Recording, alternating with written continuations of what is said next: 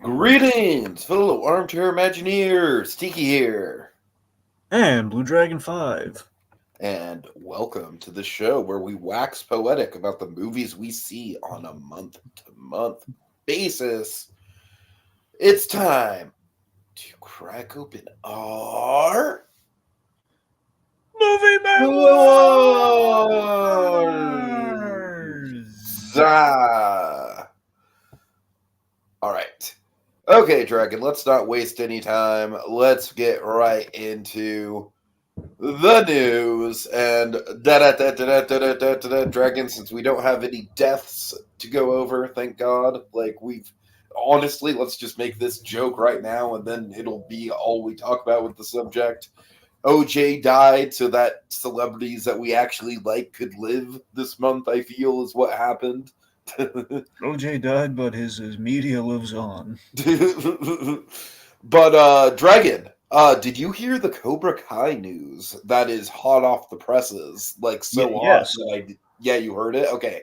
I do want to go over that really quick. We don't have to go over the trailer because there's really nothing in the trailer. It's just, for all I know, it's kind of like just a montage. But the big thing I want to talk about really quick with Cobra Kai is the 3-part season thing. I gotta tell you, I'm kind of optimistic about it, especially because of the whole thing where we're getting 5 episodes apiece. It's going to be releasing throughout the year. They're kind of building to like a big main event, final event sort of thing. Dragon, we don't really have to spend a lot of time on it, but how you feeling about that? Because it's hot off the presses. We have even more breaking news, it seems. Okay. I really hope this isn't what I think it is. Little Blue, what do you mean? Not even a mention of Joe Flaherty. Don't tell me what I think you're trying to tell me right now.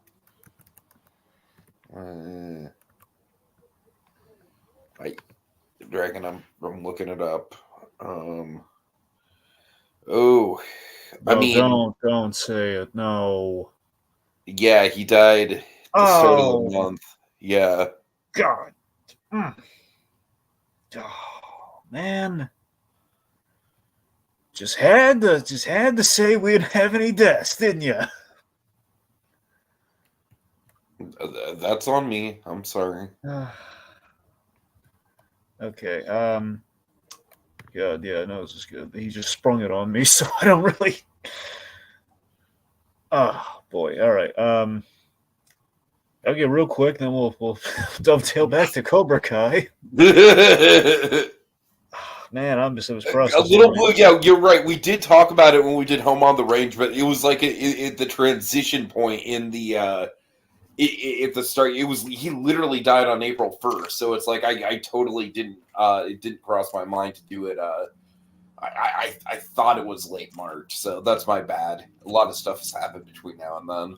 I would have liked to have done some proper research on Mr. Flaherty, but I guess just reacting to it, of course, the thing to know Joe Flaherty from, the reason it hits so hard, very pivotal scene in Back to the Future is linked to Joe Flaherty. Sure. Joe Flaherty is, Back to the Future 2. He's the Western Union guy. He brings Marty the letter of good news. It's like in your darkest hour, Joe Flaherty, initially looking quite intimidating. Are you Marty McFly? I've got something for you. Oh no, he's got a gun. Oh my God. No, he doesn't. It's a letter. It's like he's holding the umbrella like during this big revelation. He brings him like the best news he could have after losing his oldest friend. Joe Flaherty's been in other things too. I'm kind of blanking on some of the specifics. Jeb the Goat on Home on the Range. One of the more likable side characters in that movie, in my opinion. Yeah. Remember, even in when Star Wars, when Family Guy did the something dark side installment of their Blue Harvest trilogy, they brought Joe Flaherty back for the end of the Empire Strikes Back special. Oh God! Basically delivering literally they wanted they were gonna end. Oh man, we can't end on this dour. Right. So they're gonna end on exactly the same note. Okay, cliffhanger. and they brought Joe Flaherty back to record, and they animated him to look exactly the same. It's literally just the same dialogue. He's Back to the Future. That's Oh, there funny. we go. Villain role in Follow That Bird. Yeah, another good one. I knew I saw him in something else. So that's the thing. Flaherty is a character actor. I'm sure he got around. So he's oh man, it's a shame we're losing all the greats, man. We're losing all the Emmett Walsh. We're losing all the greats. I hate to say it, Dragon, but as far as like the pop culture landscape goes, obviously we're not like lamenting the man, but OJ's death really did overshadow it. I hate to say it, but that is kind of the case. Again, he's just it's always got to be about OJ. Couldn't let anyone else have the spotlight. No, he's got to go around the white Bronco. He's got to do all that. Got to be dropping gloves all over the place. All right. Anyway. Okay, so back to Cobra Kai, Dragon. What's your take on the 3-part thing? Well, let's actually connect to some other news we neglected to add. Yeah, so the Karate Kid movie got bumped to next year.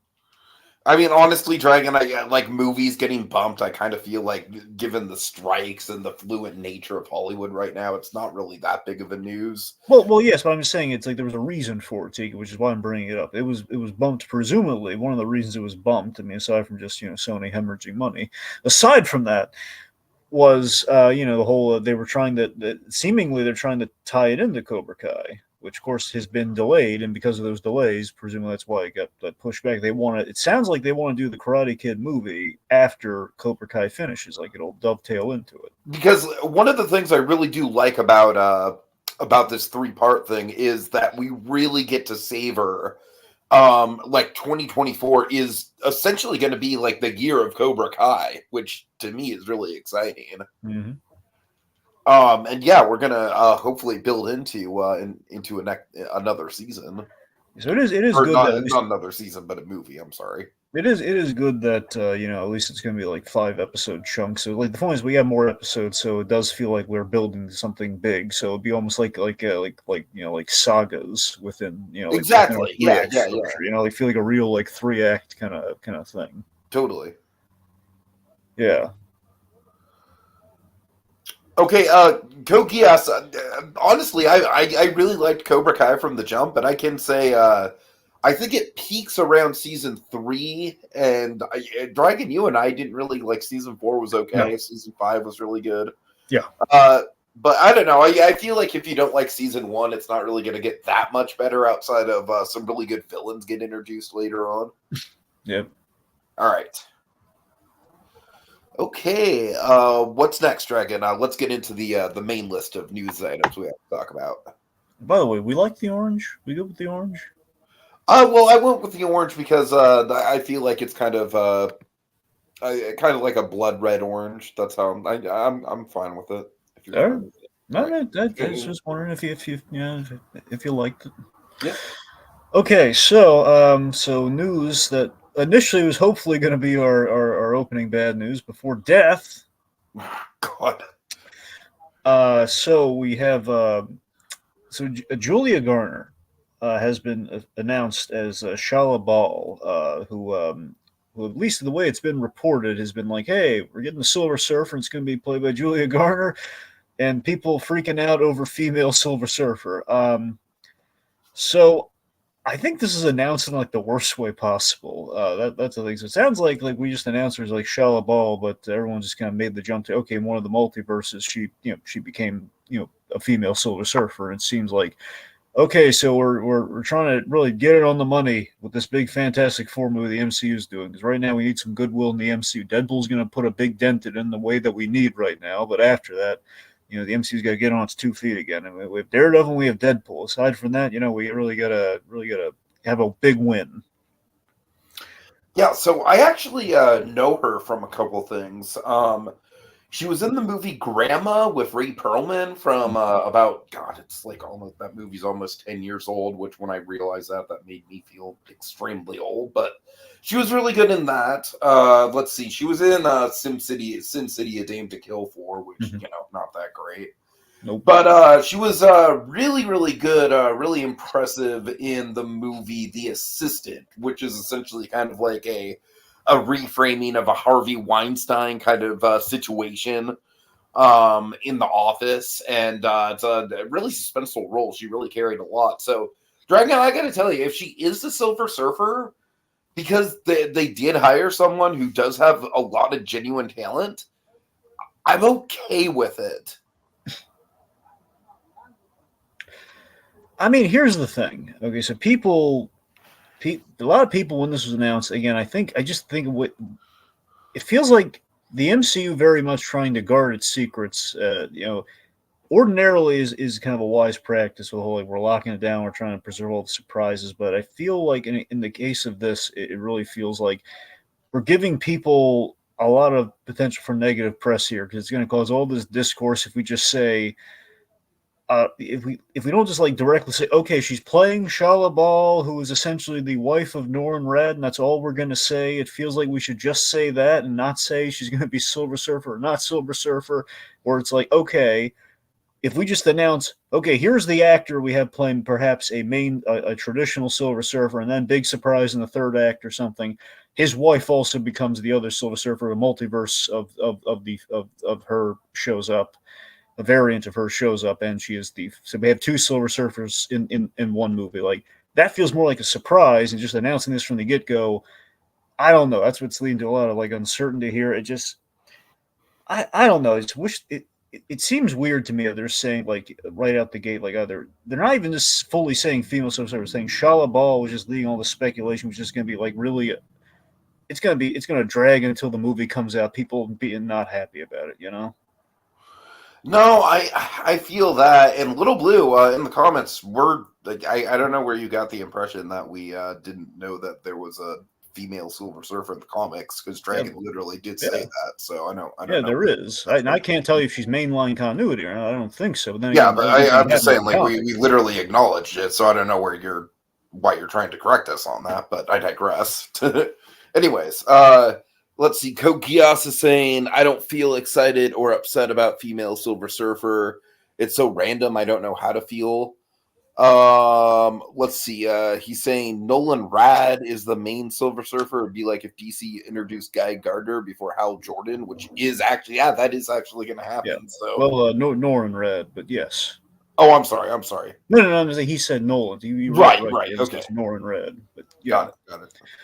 But yeah, I mean, that's the thing. It's just the fact that, like, we should try going. It just feels like we should go off the page and that sort of thing. We're just like, Norrin Rad is like, he made the big epic sacrifice. And to be fair, I mean, you can make the Guardians argument, where it's like Guardians of the Galaxy, a very unknown kind of property, and very much so. I mean, I would attest that I think more people are familiar with the traditional Silver Surfer story than Shala Ball, and maybe that's their angle for approaching it differently than the other. My logic has always been that you would want to do the whichever Silver Surfer is attached to Galactus, because that's the iconic Silver Surfer story, and they totally botched it in Rise of the Silver Surfer. Exactly. That's what I'm saying. It's like, if you're going to do that, you think we're going to do it. We're going to get as absolutely right as we can, and to do that, it's Norrin Red making the deal with Galactus. Now, you could always, I think the point probably made that all these surfers, all these heralds always make a deal with Galactus, so it's all going to end up with Galactus anyway. Still, it just feels like, it's like, if it ain't broke, don't fix it. Let's just try. It feels like an announcement like, okay, Keanu Reeves as the Silver Surfer would have gone over like gangbusters or something. Like, I don't know. Throwing it out there. I don't know if there was talk of like Keanu Reeves, like him eyeing a certain Marvel character, them courting him over a certain Marvel character. A lot of people speculated it might be the Silver Surfer or Ghost Rider. I think for like the traditional, like, Galactus Silver Surfer that we're thinking of, I think Keanu Reeves will be perfect for that, honestly. Yeah. A Little Blue, it's all good. It's all good. No worries. Anyways. Okay, well, the point being, it's just, I think any way you slice it, whether, we're actually getting a female Silver Surfer in lieu of Norrin Rad or not, which I'm sure they're going to work in Norrin Rad somehow, but I just wonder how much, if it's going to be a lip service thing, if it's actually going to be a character, if we're just going to pull a switcheroo just to do something different, which I think is a bad reason to do that. Right. But it ultimately just feels like this. We're at a point in the MCU where we're just going to have to accept there's a fandom out there who's got to say, okay, here's exactly what we're getting. We're not going to tell you how we're going to do it, but just here's exactly what we're getting. Okay. Just like, don't lynch us. Don't no speculations. We got to cut down on the speculation and it's two things we got to cut down on the MCU. the copious amounts of speculation, because that's what's shooting him in the foot with stuff like Doctor Strange. Mm-hmm. And the flip side, just we got to minimize things because if we keep doing world-ending threats, we end up with the Eternals. Oh man, yeah, the Eternals is a bad situation for them. We got to scale it down. We got to go to Ant-Man, like the original Ant-Man scale now and again. We got to go down to it's just, it's like it's a very tangible, affects only the characters at play, not the entire world at large. Speaking of Ant-Man and Marvel, I want to point out a team in the Imagineering competition that Pi and I are hosting. They did a very small Ant-Man themed sub area to Avengers Campus, which is literally like an homage to A Bug's Land, which I thought was like super charming and creative. Oh yeah, that's with the blades of grass and everything. Anyways, I like it. Yeah. All right. What's next? Well, Tarantino, right. Okay, so Tarantino, he's apparently canceled his film, The Movie Critic, which was going to be his quote-unquote last film. But Dragon, I gotta tell you, man, I'm pretty sick of Tarantino, like, going on about the last film thing. The dude is... I mean, I know he's not a spring chicken anymore, but, I'm just saying, if Martin Scorsese can... still make movies. He shouldn't be like, oh, this is my last movie, guys. I've made 10 of them and I'm out now. You know what I mean? I don't know. Even if he wants, here's the thing. Even if he always has that in his back pocket, the whole Kill Bill thing. It's like Kill Bill's 2 parts. Uh-huh. It's still one movie. So he always, even if he does his last movie, he'll do like a Miyazaki thing. He's going to come back for one more. Kokias says he still hasn't seen Tarantino's films. Like Kokias, I would honestly say they're an acquired taste. If you don't think you'd be into them, you might not be. So I'd say give Pulp Fiction a shot. If it doesn't win you over, just give up. I mean, my favorite is honestly Once Upon a Time in Hollywood, and I feel like that's a little bit more low key stylistically compared to some of his earlier stuff. But anyways, I digress. Once Upon a Time in Hollywood, speaking of which, it was going to have... I don't think it was going to be like a major character, if anything, like a minor supporting character, but Cliff Booth was going to be involved, Brad Pitt's character, in The Movie Critic. So, Dragon, what do you think of... obviously, Tarantino, I would assume, he's not just, done now. He's going to go back to the drawing board and... If anything, I feel like this gives slightly more credence to he might be done. Like, if he's really thinking about, okay, if I want to make a final movie, I really have to make sure that it's something that I want to label as such. What do you think, Dragon? Well, for starters, I don't think it's like an old age thing. I think it's really just like Tarantino wants to go for an epic number. Like, I've done 10 movies, and then he'll still work, but he'll do other things. Like, there was speculation of him doing a TV show, so it might do a TV thing. He really enjoyed writing the novelization of Once Upon a Time in Hollywood. So there's. I read that novelization, by the way. It pretty much reads like a script. It was kind of disappointing, honestly. Well, I'm not saying good or not. I'm saying regardless, it feels like he's going to be exploring other avenues, versus, I mean, honestly, here's an avenue he should probably attempt. He should try doing the, kind of the audio adventure thing, like we saw with, the Spielberg and the Cameron podcast, the Blockbuster podcast. I could see that. Yeah. But I imagine he's going to break into TV or streaming or something. I think that's what's going to happen after he eventually does the 10th movie, or he's going to starve off the 10th movie by doing that stuff. I honestly, that's what I thought he was in the middle of, this whole movie critic thing. I thought he was there's speculation about him doing the Star Trek movie, and then there was him doing a show. So I'm convinced it's probably what he's going to do. And if anything, he's probably going to do he might try to do that third installment to Kill Bill. He's always been going on about that. Right. And even if he does it, it's still all one movie, doesn't count. So he can make all the Kill Bill continuations he wants. They still have not 10 movies. All right. So yeah, we'll see. We'll see what happens. Yep. Are you disappointed? Do you think this was because I gotta say, the idea of a movie surrounding a movie critic, it is an interesting premise. I got to tell you, I am a little bit disappointed that it's not happening. Well, I mean, yeah, I knew nothing about this project, but based on what you're telling me, just based on this movie critic thing, I mean, it sounds like Anton Ego the movie. I'm down for that. Exactly. All right. So next up on the docket, we have the Richard Simmons biopic.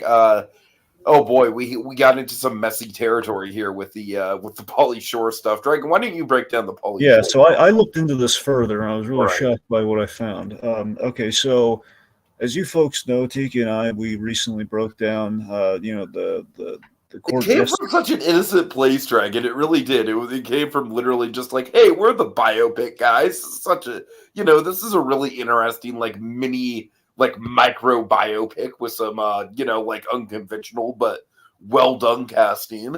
It was just called the court jester, right? Or was it Oh, the yeah, the court jester. Yeah. yes? Anyways, yes, the court jester. Pauly Shore played Richard Simmons very expertly. It was a really well done kind of proof of concept biopic, which is basically what the filmmakers have done a couple times, and got a lot of traction, impressed a lot of people. And Richard Simmons initially said, basically everyone asking him like, "Oh, what do you think of it?" and everything. Initially said like, look, guys, Richard Simmons basically retreated into kind of private life. Says, guys, I appreciate all the buzz and everyone checking in on me and the well wishes, but I just want to stay out of the spotlight and everything. Uh Seemingly, that's essentially everyone's. There was a period of time everyone was like wondering, "Oh God, is Richard Simmons alive? Should we do a wellness check? Like, where is he?" huh. And yeah, so this thing went over like gangbusters, and people were speculating, oh man, if only they could do an actual biopic and get Pauly Shore to play it. And it seems like that got the green light. That was actually in the works. That was happening. And then apparently Richard Simmons had some thoughts on the matter further, and he basically put up like a tweet or something in response to this, basically imploring the folks. Basically, a little less neutral, like from the last Oh post he made. no. Oh no. He essentially said. He basically said, long story short, he said, I don't. He's heard that they're going to basically do the Pauly Shore biopic in full, and that he basically Richard Simmons said, I'm trying to do an actual biopic, like actually one that I'm involved with, and trying like giving his approval on, giving his blessing on. He's trying to do his biopic.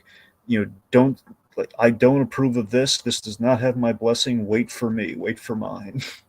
Oh wow. Okay. Which it's kind of a 180 from the whole private life thing. It seems like, and I don't know if this is very much like people are coming to him. And it's like, I really don't want Pauly Shore to represent me. That's kind of what it feels like. I And mean, Pauly Shore's it honestly could be that. I wouldn't be surprised. that's not, it very much feels like, okay, well, if they're gonna make a biopic, I should make it on my terms, even if I don't want to. I should have my story told the way Right, right. the way I want it told. I think it's what I think honestly happened. I don't know if Richardson's actually watched the short or not. And if he did, it feels like he didn't watch the short. It feels like he's just going off like Pauly Shore playing him, which is not a flat. Again, not seeing that short is not a flattering idea until you see it, which is like the one good thing one truly good thing Pauly Shore's ever done. Yeah, sure, sure. Not against his role in the Goofy movie. I'm just saying that's fine. But I'm saying this is like he's something legitimately, really like he really put oomph into this one. It was tasteful. It was a tastefully done performance for sure. Yeah.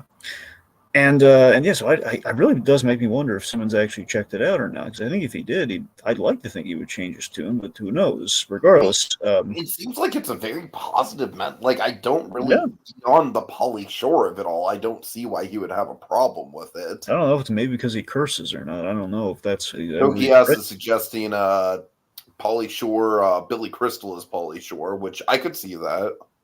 Well, sure, but then we have the whole thing of like I don't know. Maybe yeah, he's a little too old now. Like unfortunately, back but in yeah, Crystal's prime, it would have been perfect. of course, yeah, but that's what I'm saying. Like if we're making it now, I mean, we're already kind of pushing with Pauly Shore. But Pauly Shore's he's kind of got it though, especially for like if you do a movie by a certain age of Richard Simmons, like in the midst of it, But yeah, I mean, from what I heard, and initially, again, not knowing like truly what Richard Simmons said on the matter, I just thought it was like a whole thing of like the original comment. But apparently, after reading this, Pauly Shore, like, he was like crying himself to sleep, and he was devastated hearing this, and I feel bad for him. Like, yeah, that really does feel like a gut punch. Like Richard Simmons, literally saying, if he's involved, I don't want this. He's involved, I will come out of my seclusion. I will make the movie myself. That's devastating, and it makes me. So now, initially, this thing was going to happen. I don't know if this is going to put a big kink in them doing it, or if Simmons going to go out of his way to like shut down this other biopic. I don't know. I don't know if he has the power to do that. So it's an unauthorized biopic, which does happen. I mean, it used to be more prevalent than it is now because usually people don't turn down money, but All right. Little Blue says sometimes the Ant-Man beat and greet carries a miniature of a Bug's Land because according to Scott and Scott slash Ant-Man, they rescued a Bug's Land. That's freaking awesome. I love that lore. That's great. That sounds amazing.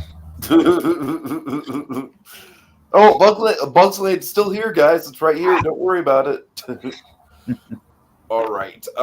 Next up on the docket, we have. We don't really need to spend a ton of time on this because there's not a lot of development on it yet. But Scorsese is apparently in talks to do a Sinatra movie with DiCaprio, which I don't know. Solid director, solid casting. I not much more to it than that. I'm definitely interested to see it from like the perspective of how deep are they going to get to it with like Sinatra's ties to the mob and stuff like that. There's some interesting directions you can go in with a Sinatra movie. Honestly, I don't know if DiCaprio is right for Sinatra. I mean, I'm not saying he can't do it, but I don't know if he's like the guy for it, you know? I don't necessarily. I kind of feel the same way about it that I felt about him as Gatsby, where I didn't necessarily think that he was the guy, but I feel like he has the capacity to pull it off. So, Well, of course, I mean, yeah, he can pull it off, but yeah, that's the thing. It also I feels feel like, yeah, but I agree with you. I feel like for example, Chalamet is going to be Bob Dylan, and there's production photos in Dragon. It's uncanny. Like I think Chalamet is going to crush that role. I really Sure. do. But Yeah. anyways, But other ways, it feels like Scorsese might be kind of landlocking himself into his usuals. You know, like who am I going to get to play in this movie? Well, DiCaprio, he's my chameleon. He can do it. no, I feel that, and I feel like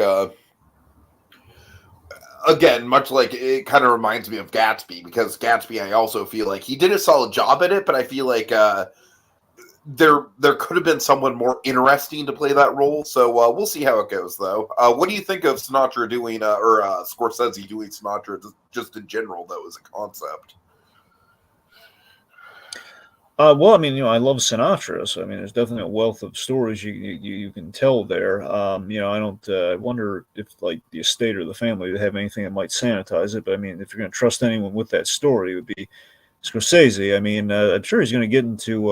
That's I don't want to get. I don't want to box Scorsese in saying like, "Hey, you have to do mob stuff because you're the mob director." Okay, honestly, at this point, if Scorsese, of all people, doesn't do a Sinatra movie and include a bunch of mob stuff, like, come on. Like, if anyone's going to tap into that, it's going to No. What I'm saying is, I think he can include it tastefully. I don't know if he. I don't want to say, well, Scorsese's doing it, so it has to be all the mob stuff. It's got to be, all the whole. That's got to be. It's the build the I'm relationship. saying that'd be a way more interesting direction to go in if you're going to have a focal point than doing like a cradle to the grave sort of story. That's all I'm saying. Well, I'm thinking less Cradle to the Grave. I'm thinking more Ego of Sinatra. I'm thinking that's kind of like the most popular, basically the most popular singer of all time, who then kind of his ego kind of gets him, and he sees like the troubled relationships. Perhaps I don't know. Oh, for sure, for sure.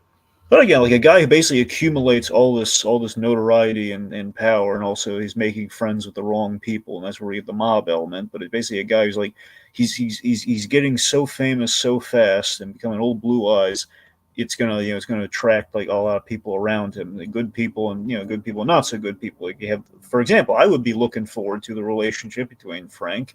Like the Rat Pack. That's what I want to see. I want to see him getting. That would be another good movie for sure. But you got to think like that. That's a Vegas thing, and you got to think there's some ties to the mob just with that in general. Well, that was the thing. Like some people speculate, having the Sammy Davis Jr. was a mob thing. So I mean, that's something you can get into. Right, what I'm saying is perhaps yeah. maybe it's a more Rat Pack movie than a Sinatra movie. That's a potential way to go. If you do that, then yes, it's a lot easier to do all that. But I say Rat Pack movie led via Sinatra.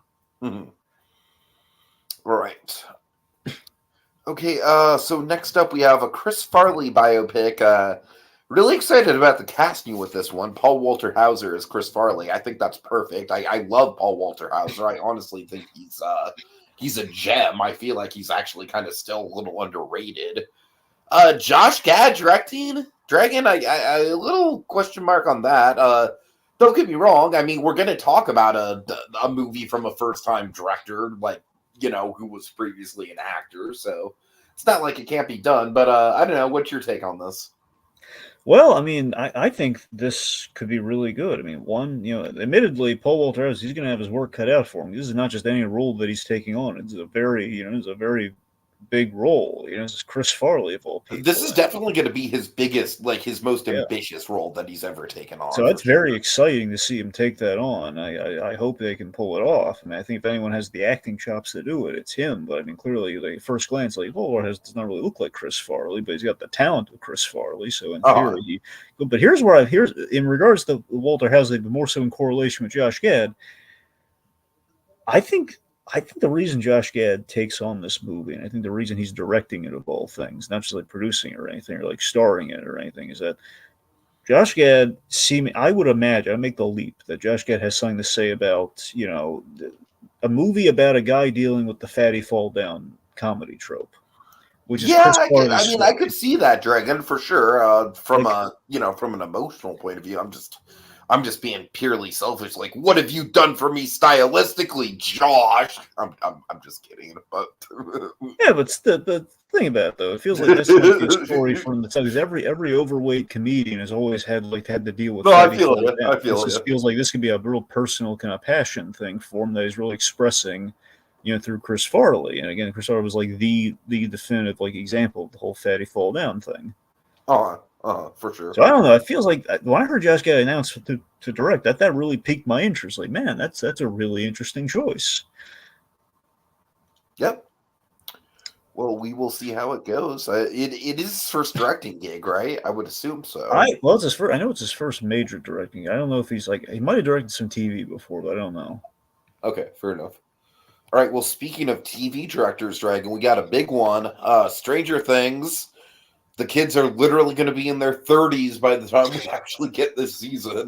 But Frank Darabont is apparently directing 2 episodes this season, which, Dragon, I gotta tell you, I'm pretty stoked about this. I think Stranger Things, honestly, it's probably the biggest strength of the show is the fact that they're able to land these like really A-list people like Andrew Stanton and people like that to come on and direct episodes. This falls right in line. I got to tell you, this raises my excitement level for the final season pretty significantly. Well, yeah, I'm absolutely with you there. Of course, this does feel very much like when we get like the fun guest directors, like Andrew Stanton. So I'm Darabont. I'm kind of lumping into that category as well. This feels like a good call for Stranger Things again if we ever see it. Right now, Stranger Things season 5 is a myth. I think it's ridiculous how long they've dragged this thing out for, and like, it sounds like now like Millie Bobby Brown's is just randomly going to Disney instead of actually just being on set filming. Like, Millie, they've been trying to shoot this thing for 2 years, and you ain't getting any younger, girl. You're married now. Just let them just film. Oh my god. All right. But looking forward to it though. We'll see how it goes. Yeah. All right. Next up we have some trailers. Let's break them down really quick. Okay, Joker, Folie à Deux. Dragon, what do you think? I gotta tell you, I'm a little bit lukewarm about this, just because I'm a little bit lukewarm about the first Joker movie. We'll see how it goes. The musical element is certainly interesting. Did it spark your interest? Well, again, I really enjoyed the first Joker movie. By that logic, this film is not necessary at all. We don't need this film. Right. That's my. That's it. I think it's an interesting experiment, though. It's like a thing. I don't need this at all. I'm not like necessarily super invested in it because at least we know it's not going to be like a repeat of the first movie, like the Hangover sequels were. That's the thing. Yeah. So my point here is like this looks like an interesting experiment. Like the musical, the fantasy hallucination component, which we introduced at the end of the first Joker movie. So that's interesting. I mean, it's seemingly like Joker on trial. Like we're showing aftermath of the first Joker movie, which I think there's only so far you can go with that. But by the same token, though, my interest is peaked on it. Like I think it's shot really well based on that trailer. I mean, again, I like the whole Burt Bacharach kind of tone they're striking there. again, I don't know how musical it's going to be. They're saying it's a musical. I think that we're gonna have hallucinations that are like like musical numbers, which I'm kind I'm kind of thinking like we're gonna get like a few musical numbers in the style of like the musical number from Shape of Water. sure, and I think Like that ultimately, kind of level of like, maybe one or two more than Shape of Water had. yeah, I think ultimately what it's going to be is it's basically we're underscoring the love story with kind of musical components, Uh-huh. And that said, I mean, basically what we're presenting in this trailer is like Todd Phillips, kind of Joker, kind of Jokery take, kind of like his, Todd Phillips' take on Mad Love, which, I mean, it's like this kind of this grounded Batman-less take of Mad Love, which could be interesting. Yeah, yeah.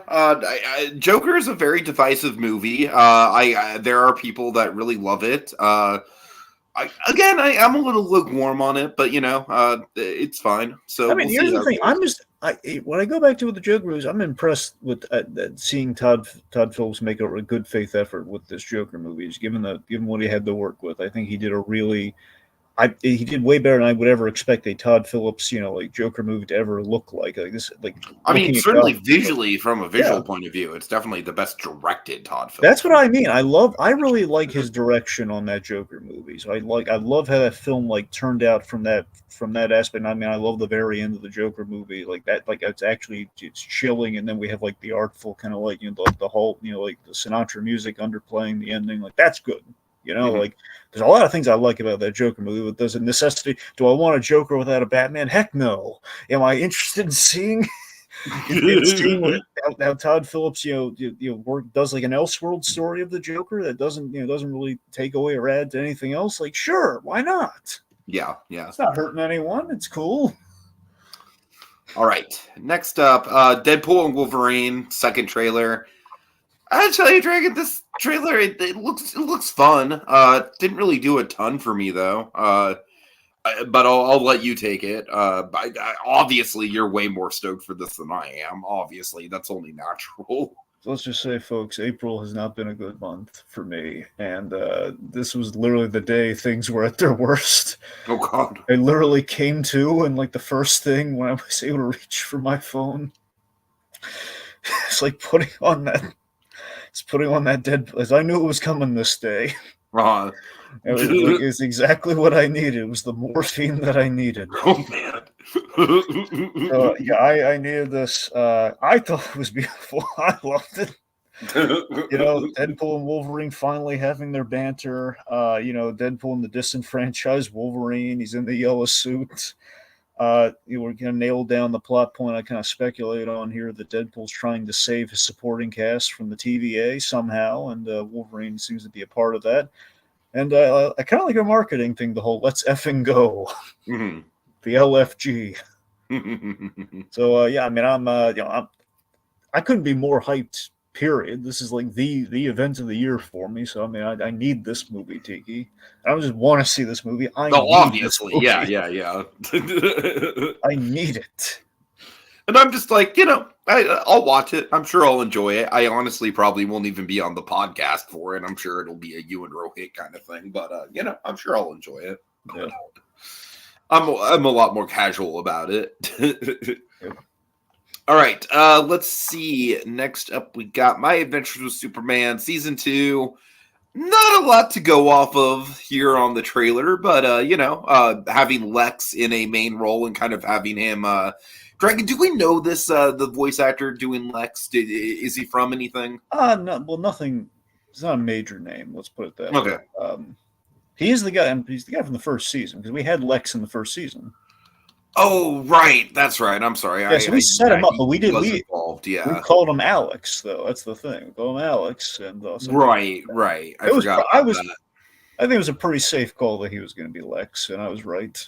Mm-hmm. But yeah, you're right. We didn't get a whole lot here, but I'm hyped for it. One, because I love this show. Two, I mean, again, getting Lex, and the big surprise I did not call Supergirl. I did not expect to get Supergirl this soon. Yeah, no, that's definitely exciting. We'll see how that goes. Your boy's in this season. He's going to be in the season a lot from the looks of it. Brainiac. Ben Mendelsohn playing Brainiac. He's All right, Ben Mendelsohn. I really like Ben Mendelsohn. I wouldn't necessarily put him in the my boy position. I think he's a. You go on about Mendelsohn a lot. That you always, especially in regards to comic books, if you always say, "Oh, he should have been the Riddler." Wait. Oh no. Okay. Hold on. Yes, you're right. This guy is my boy. Yeah. All right. But it's not Ben Mendelsohn. It's Oh, you're right. Ben. Ah, crap. yeah. Not Mendel. Sorry. Shoot, what's his name? Michael Emerson. Michael. Sorry, I know what Yes. happened there. I know. Sorry, I was thinking Ben Linus, and I mixed. Yeah, up. you were thinking Ben Linus. Yeah. Sorry, not Mendelsohn. I'm still a little discombobulated, folks. Sorry. But yes, no, Michael Emerson is very much my boy. I very much vouch. He does get the my boy role for sure. Yeah. Anyways, all right. Okay, next up. All right. Also, it's coming May 25th, which was another big surprise too. It's coming that soon. Yeah. Like we got to wait a whole nother year for Invincible. Like we're getting that My Adventure Superman. If we're lucky, we have to wait another year for Invincible. Let's be honest here. All right, then what's left? All right, Mufasa. Are you hyped? I'm going to quote Jim Carrey from Dumb and Dumber here. I don't care. Okay, look. There is one reason and one reason only why I am remotely interested in this movie, and his name is Barry Jenkins. I'm not even that big of a fan of Moonlight, but I just think it's super interesting. Like, he is like the last person, like, stylistically, that I would expect to do a movie like this. So, Dragon, I am morbidly, like, keyword morbidly, I want to make that perfectly clear, man. I am not, like, actively looking. I'm not sitting here with bated breath being like, hell yeah, Mufasa, gotta see it, but I am very morbidly curious about how this fucking thing is going to turn out, man. I'm really like, I probably will see it. I'm going to be dead ass honest with you. I probably will see it just for the morbid curiosity problem. Yes, I am part of the problem. I totally own that. Dragon, I assume you just have nothing to say, right? You plead the fifth? Sure. Well, sure, Tiki. I plead the fifth. I just do not. Why would I care about this? Because it's fascinating. The Barry Jenkins thing is fascinating. It's like dead 3D scanned lions. Just now with a better. Only now with an Oscar-nominated director. Yes, but that Oscar-nominated director is definitely interesting. He's definitely the interesting part of this whole thing. All right. Moving on now. Code Geass, 2019's Lion King. Literally, it's probably my answer for like maybe my least favorite movie I've ever seen in my life. Not necessarily the worst. Certainly one of the most unnecessary. Yeah, it's pretty awful. And honestly, I think this movie's going to fall flat on its face because I think the hype for Disney and nostalgia for Disney is just like the public perception of Disney is just obviously shifted. We'll see. Dragon, lions in the snow. Lions in the snow. They're in the snow now. All right. Anyways. Next up, April 2024 movies. We'll get things started with Monkey Man. Monkey Man! No, this is not a movie about the Hey Arnold character. Yes, somebody does triumphantly yell Monkey Man at a certain point in the movie. Dragon, this was solid. It was solid. I'm not in love with this movie at all, but I liked it well enough. I think the thing is, it's just not my type of movie. It's very much in that kind of like John Wick revenge action movie kind of mold. And I will say there's another movie this month that's kind of very similar to that kind of like John Wick revenge sort of mold that I think pulls it off a lot better. we'll see. We'll see how Dev Patel's career develops from here. I do think he has potential as a director. Stylistically, I think this movie looks really good. It's got a pretty robust supporting cast of characters. The setting is really interesting, kind of like the seedy world of Indian underground wrestling. But yeah, it's solid. I'd give it like a 6 out of 10. Honestly, while this month was very mixed for me in terms of movies that I watched, for better or for worse, this might be the most forgettable of the movies that I watched this month, just because action movies just aren't really my thing. But yeah. Kokia says, I only know Dev Patel from The Last Airbender. I'm not a big Dev Patel guy, I gotta say. I've never disliked him, but he's never really wowed me either. He's okay in this. He's fine in it. All right. Let's see. I was not aware that we got a trailer for the Jim Henson documentary, but well, we did, but we're going to be talking about it next month, though, so I don't really know why. Right. That's the thing. So if it's that close, but yes, I did see the trailer for it. I'm hyped for that documentary. You can imagine.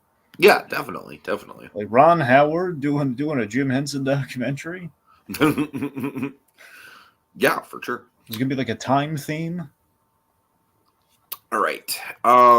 So Dragon, tell me about Antisocial Network. I'm definitely kind of interested in this. What's it on? First of all, I feel like I've seen it, but I never really engaged with it.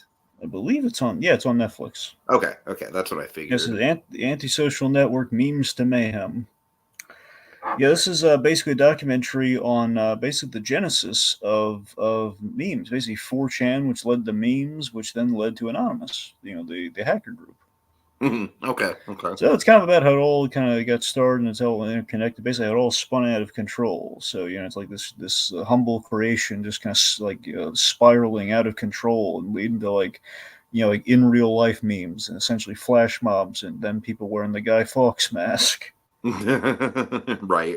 And there's like a chilling link up to the Capitol riot, I must say, which is kind of like when it hits it in the movie, it's like, oh wow, that's seeing it unfold in real time. It's creepy. Mm-hmm. It's well put together. I think you'd like this. I think this is your sort of thing. This is because you're all about those memes. Yes, I am all about the dank memes, Dragon. And I'm also, more importantly, I'm definitely really into internet history. So yeah, this is definitely for you. Then this is great internet history stuff. So cool. All right, Dragon. Let's talk about the least divisive movie of the year. I'm being totally sarcastic. Let's talk about Civil War, man. I honestly don't even really know how to feel about this movie because, God, the thing about this movie is that I feel like I understand Alex Garland not necessarily wanting to make it about the politics, but the thing about that is, Dragon, without the politics, this movie really kind of becomes more of a theme park movie than anything else because it's all about the set pieces. This is very much a set piece movie, which isn't a bad thing, but bizarrely, I mean, Dragon, the movie truly is apolitical. I mean, the main conflict is California and Texas break off and form a union against the rest of the United States, which is just like obviously a wildly... I feel like that sort of concept is like intentionally bullshit. I don't know, man. This is a really to tell you the truth, the whole lens of the movie is through the eyes of photojournalists because you have Kristen Dunst and you have Kaylee Spaney. Kaylee Spaney in particular, she was Priscilla. Dragon, she's going places. She's really having a moment right now. She is fantastic in this movie. She has a very transformative role. I feel like she's definitely the strongest element is her character's kind of transition throughout the film. Jesse Plemons is awesome. I honestly feel like Jesse Plemons is good enough to have a Best Supporting Actor nomination.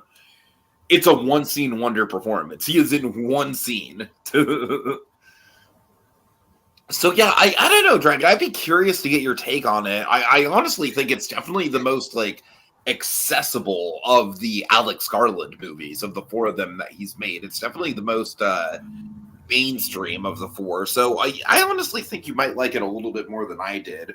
My main issue with it is that, like I said, all the political stuff, like the actual reason why the Civil War is going on to begin with, is very, very surface level. So if you could get past that, it's definitely a really good, really effective set piece movie. There's one question. All right. How was the fight at the airport? The fight at the airport. Why do you ask? Well, no, I was just making a Captain America Civil War joke, Tiki. I mean, okay. How was the big airport fight? Oh, God. Because I was like, wait a minute, is there like a big airport scene that I'm just forgetting about? No. Like, did they all charge at each other? No, God. Now I'm just picturing like the Jesse Plemons character in this movie with the fucking red sunglasses, just like being involved in an MCU fight scene. There you go. All right, anyways. Okay, so from Civil War to Infinite Earths, Dragon. Tell me about Crisis on Infinite Earths Part 2. Yeah, so, of course, this is part of a trilogy that they've been doing to round out the Tomorrowverse line of DC animated films, because now James Gunn's in control and he's doing his own animated films, so they had to wrap it up maybe a little prematurely. But yeah, this is the big story. The ideas of the universe was always building to this huge crossover event, which is like the most iconic. Essentially, it's the end game of the DC stories. Admittedly, not as good as Part 1. Part 1 was basically like what the Ezra Miller Flash movie should have been, but wasn't.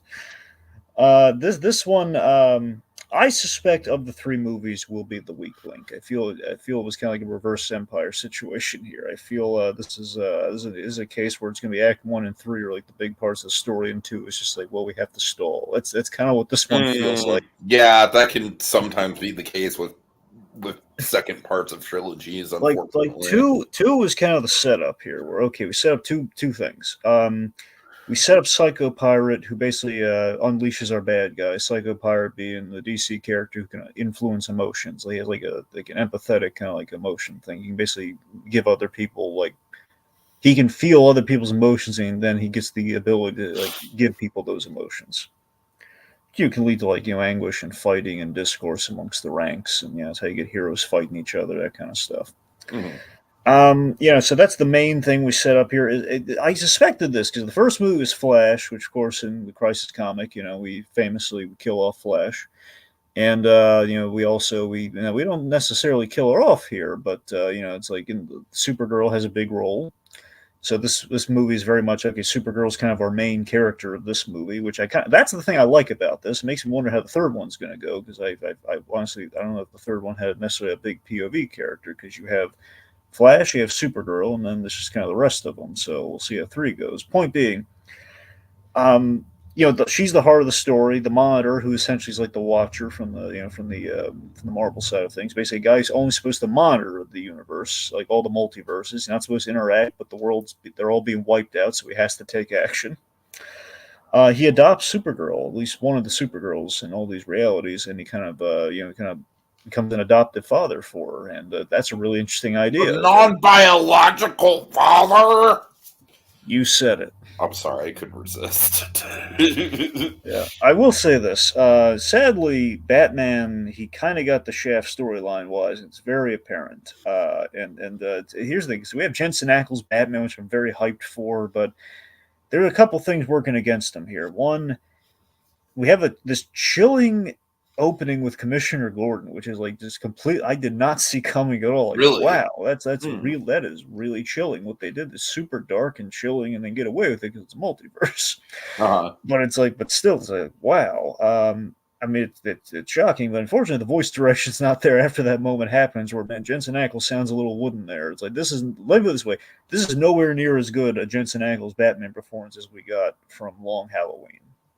Halloween, that's where it's supposed to be. Yeah, he was really good in that one, yeah. That's what I'm saying. That was something special. That was like the special introductory project that was also very separate from a big event like this. That set him up for an event like this. And unfortunately, the voice direction wasn't there. And what's not helping him, I don't know if it's the voice direction or it's just the writing here, because the writing is just barely coherent. Uh-huh. That's the thing where we have like we're just kind of shoehorning in. Like here's all basically the Bat family from across different multiverses all kind of gathered together, and our Batman, who this Batman basically did not adopt a Robin. He basically dropped Robin off an orphanage. Put him in a nice foster thing, I'm sure, but essentially he's dropped him off. So this is a Batman has issues with the Bat family, and then Psycho Pirate turns them all against each other. So basically, the Bat family fighting each other, and that's as much as we get. So that's lame. Right. Oh God. And here's the kicker. Here's the real sad part.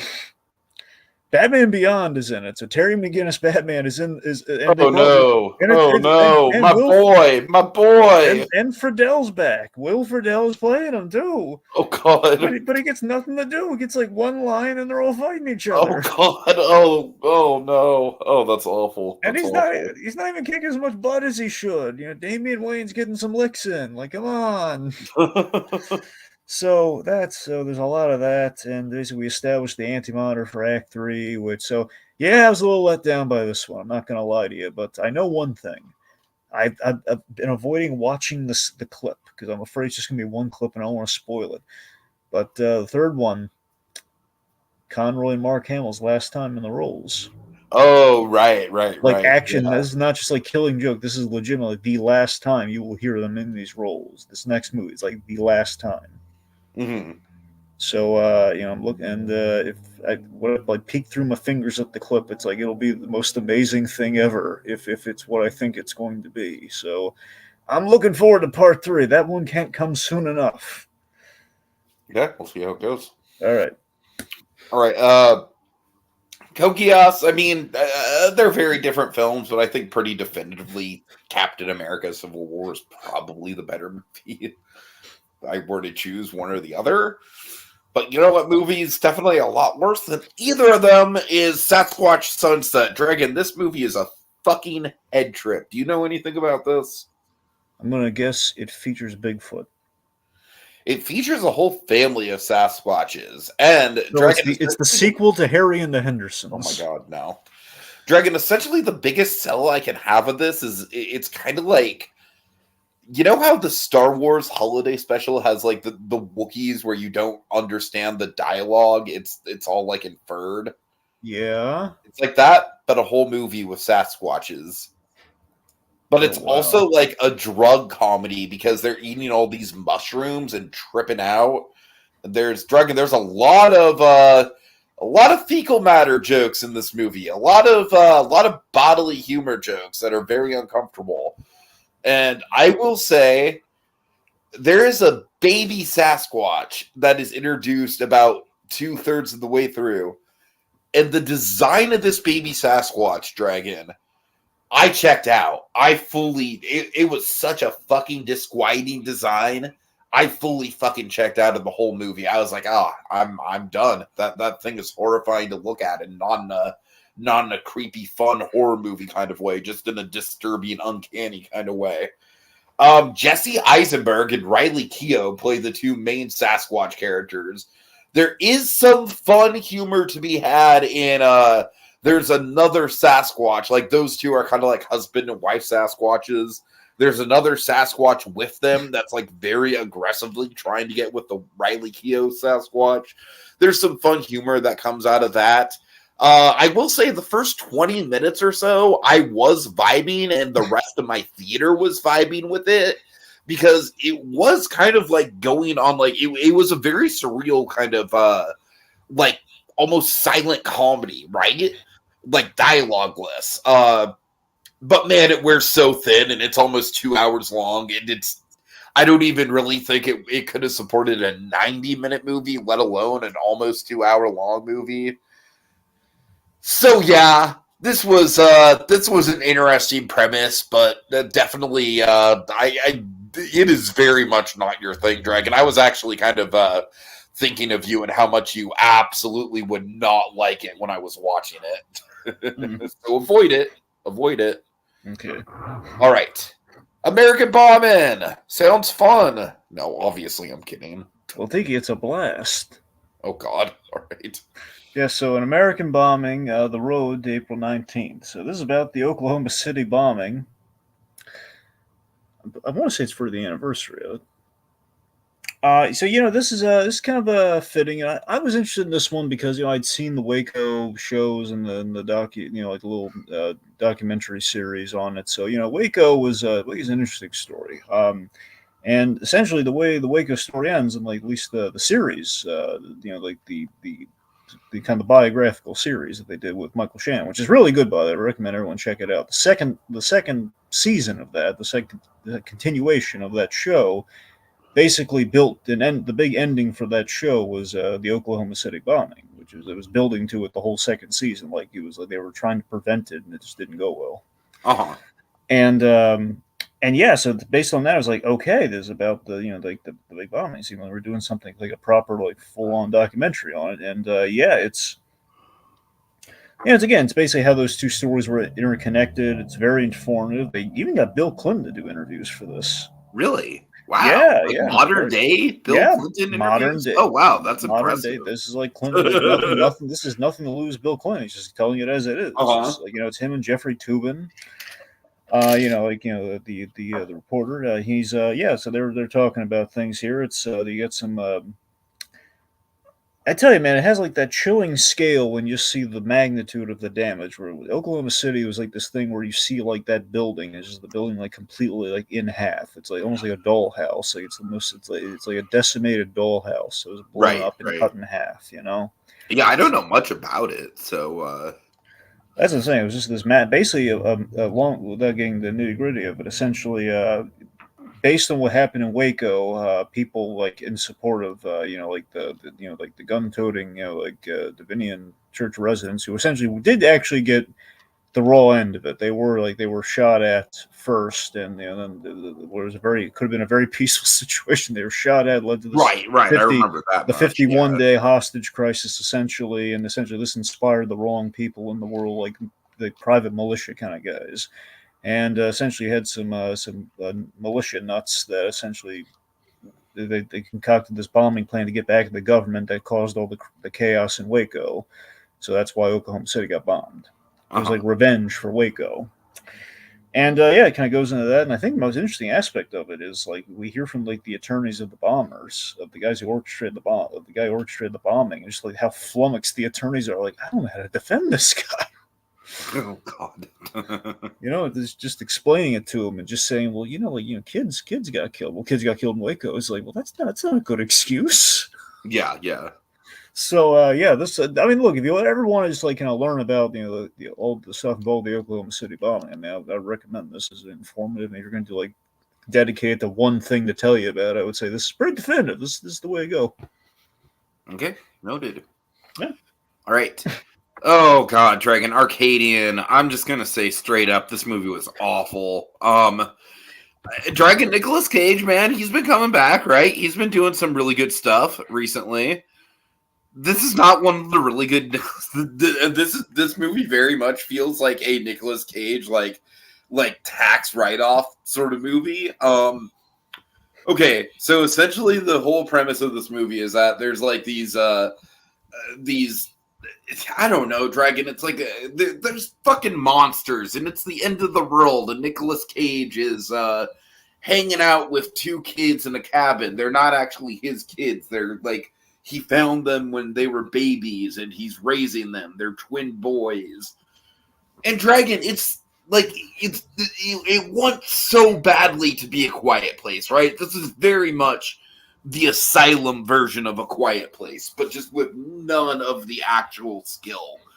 Dragon, I kid you not, like it feels like almost half of this movie is literally just the two boys going around a fucking field in a golf cart. Like there is nothing to the world building of this movie. They literally filmed the whole goddamn thing in a fucking wheat field. This movie's insulting, man. It's just straight up bad. It's super boring. The one thing I will give it is that the creature design is really cool, but the lighting and the actual effects on the creature aren't great, so I can't even really list that as a plus.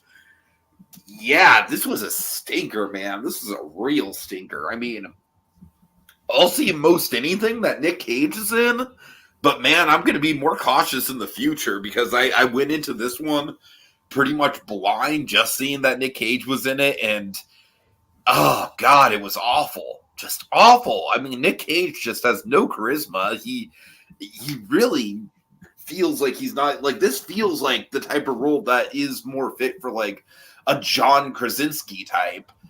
And yeah, not great, not great, not a great movie at all. Really didn't like it. All right, if I didn't make that clear. Okay, I'm gonna speed run through the next few.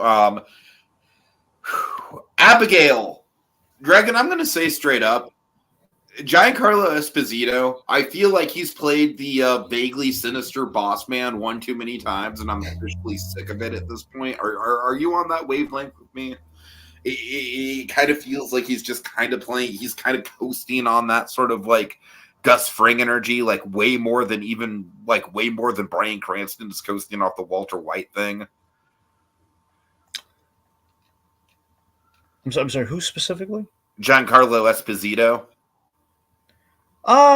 What? It feels like every movie he's in is just kind of like a variation on the vaguely sinister, like, man in a leadership position. Yes, but you know, I've been seeing. Have you seen his new show yet at all? Which new one? No, I don't think so. Parish. No, I don't think I have. No. That's the thing. So he is trying to play against type with that new Paris show, and okay, you know, as I'm saying, like, that's him. Like he's basically in a wall. He basically is playing a Walter White type in that show, which is interesting. Like so, he's kind of like a Walter White with teeth. Okay, but is it like he's still a criminal though? That's the thing. I feel like to really play against type, he should just play like I don't know, like the lead in a romantic comedy or something. I don't know. Well, I agree with you there. I wouldn't mind more range from Giancarlo, but I'm saying it's like, a step in the like right. American Fiction. You know what I mean? Yeah, no, I'm with you. I'm saying that I think he needs more opportunities for range. Yeah. I think he's in the right direction, at least right now. Like, okay, he's trying to play against what he's done before. But you're right. We should, it would be nice to see him change it up a bit. So, Dragon, he has a very small role in this movie, but it's just like his role in this movie might be the absolute most like, hey, we're going to cast him and he's going to come on for like 2 days of shooting because Breaking Bad was popular and we're going to write him into like a vaguely Gus Fring kind of role. It's a really nothing thankless role, honestly. Yeah, so the premise of this movie is, it's basically like these kidnappers kidnap a little girl who turns out to be a vampire. Dragon, I like this movie. I had fun with it.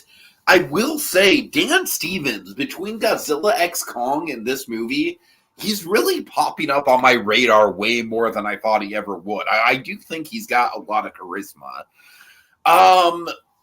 I think this movie's just okay, though, but I will say that as far as, like, horror movie subgenres go, vampires are kind of towards the bottom of the list, not just because of the Twilight thing. It's just, I don't know, they've never really scared me, and it's kind of the case here. This is more just kind of pulpy fun.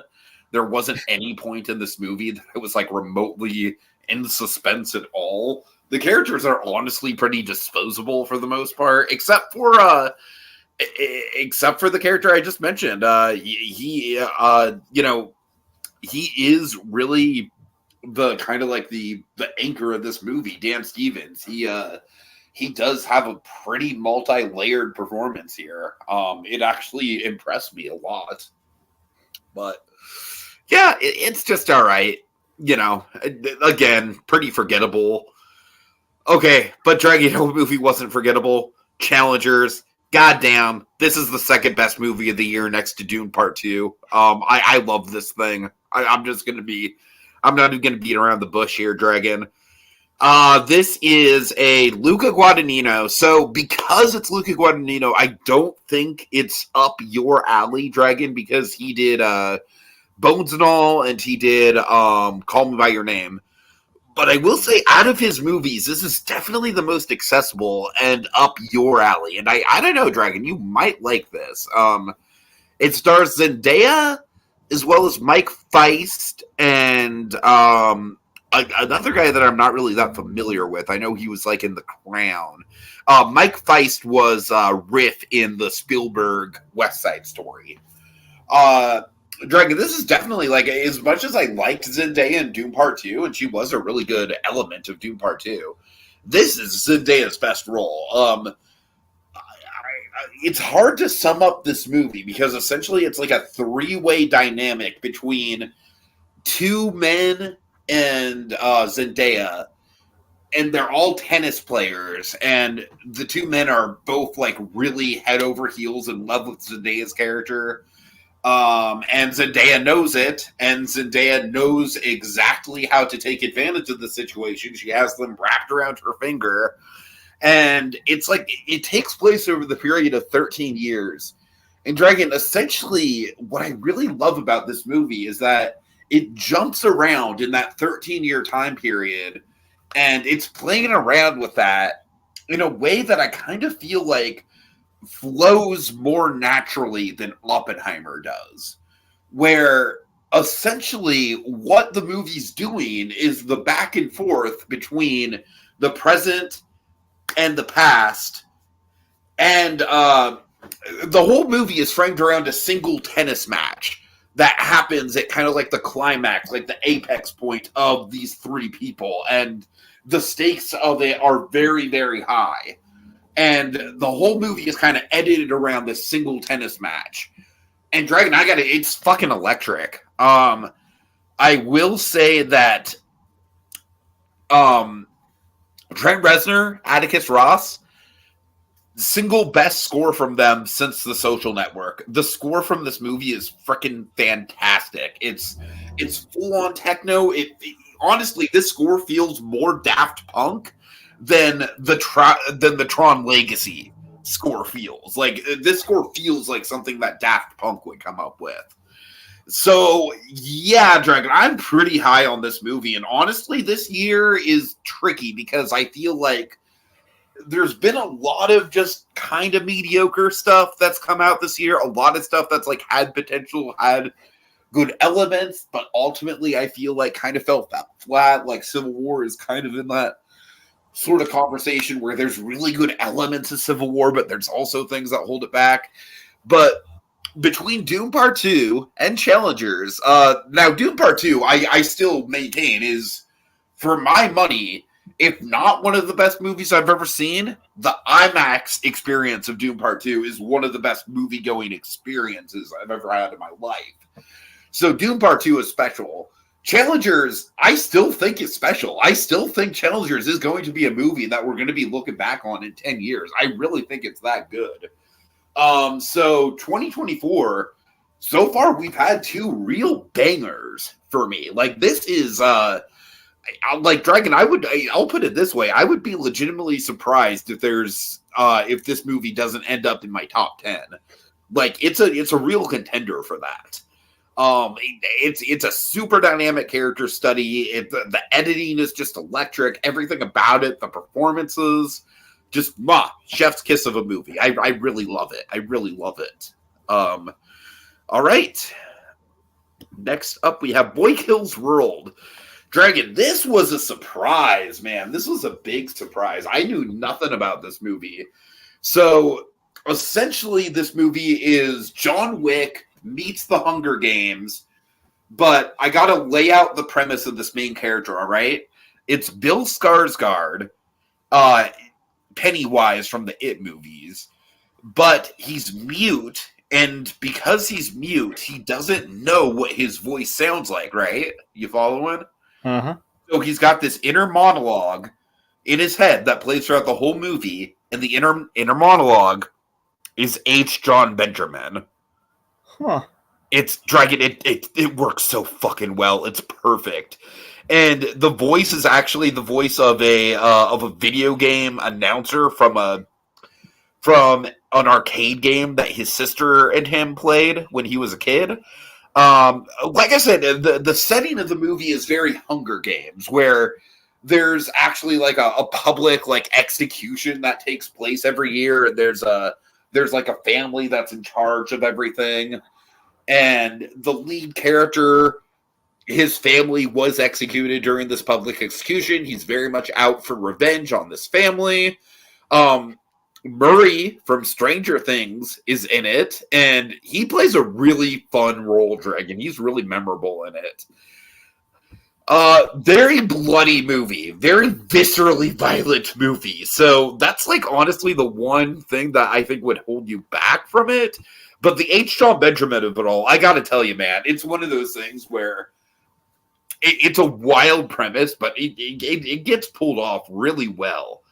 The one thing with it that I think kind of falls flat is that, again, it's almost 2 hours long, and it pulls that off a lot more than Sasquatch Sunset does. But Dragon, the third act basically kind of devolves into a series of like, ooh, this is a twist, and this is a twist, and here's another twist. And at that point, I'm kind of like, okay, movie, look, in the first hour, you had me. You had me in the palm of your hand. Like, Dragon, you know what was going through my head in the first hour? What? This is the next Scott Pilgrim. That it's that good. Like, as far as like the sheer creativeness of the action sequences, every action scene involves a different weapon, and it's very creative in that way. It kind of reminds me of Scott Pilgrim in the way that every action scene is like its own kind of like fight sequence. Well, obviously, it's what I mean is that it feels like its own video game level. It feels like its own boss battle, and obviously, with the arcade component to it, there is like that video game culture element to it. So yeah, it's a lot of fun, man. It's a super original movie. It would not surprise me at all if it gained cult classic status in the future. Whew. Alrighty then. Next up, let's go to TV. All right, a lot of good stuff this month, Dragon. A lot of solid stuff. Curb season 12. I got to tell you, Dragon, the more and more I think about Curb season 12, the more I think they really stuck to landing on it. At least I think so. Yeah, so the last hurrah for hello. Yeah, I'm there. I was making sure. Yeah, so this is the last hurrah for Curb Your Enthusiasm, and Larry David, not the sentimental type, clearly, but as you and I highlighted, there's a lot of nice throwbacks to Curb that really closes the loop on things. It kind of revisits like the grounding principles of Curb Your Enthusiasm, the character dynamics, like some running themes, and I think it brings it home rather nicely. So yeah, there is something kind of artful about 12 that the other seasons don't quite have. Like knowing it's the last one, you can kind of tell there is an air of something this season.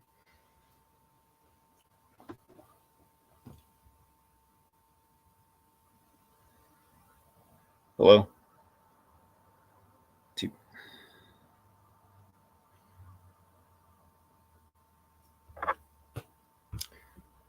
All right, sorry, folks. I'm going to folks in the comments. Let me know if you can hear me.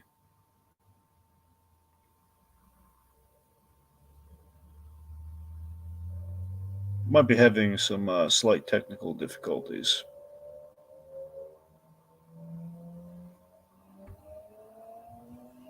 Okay, good. Okay, so I'm going to keep going. Anyway, sorry.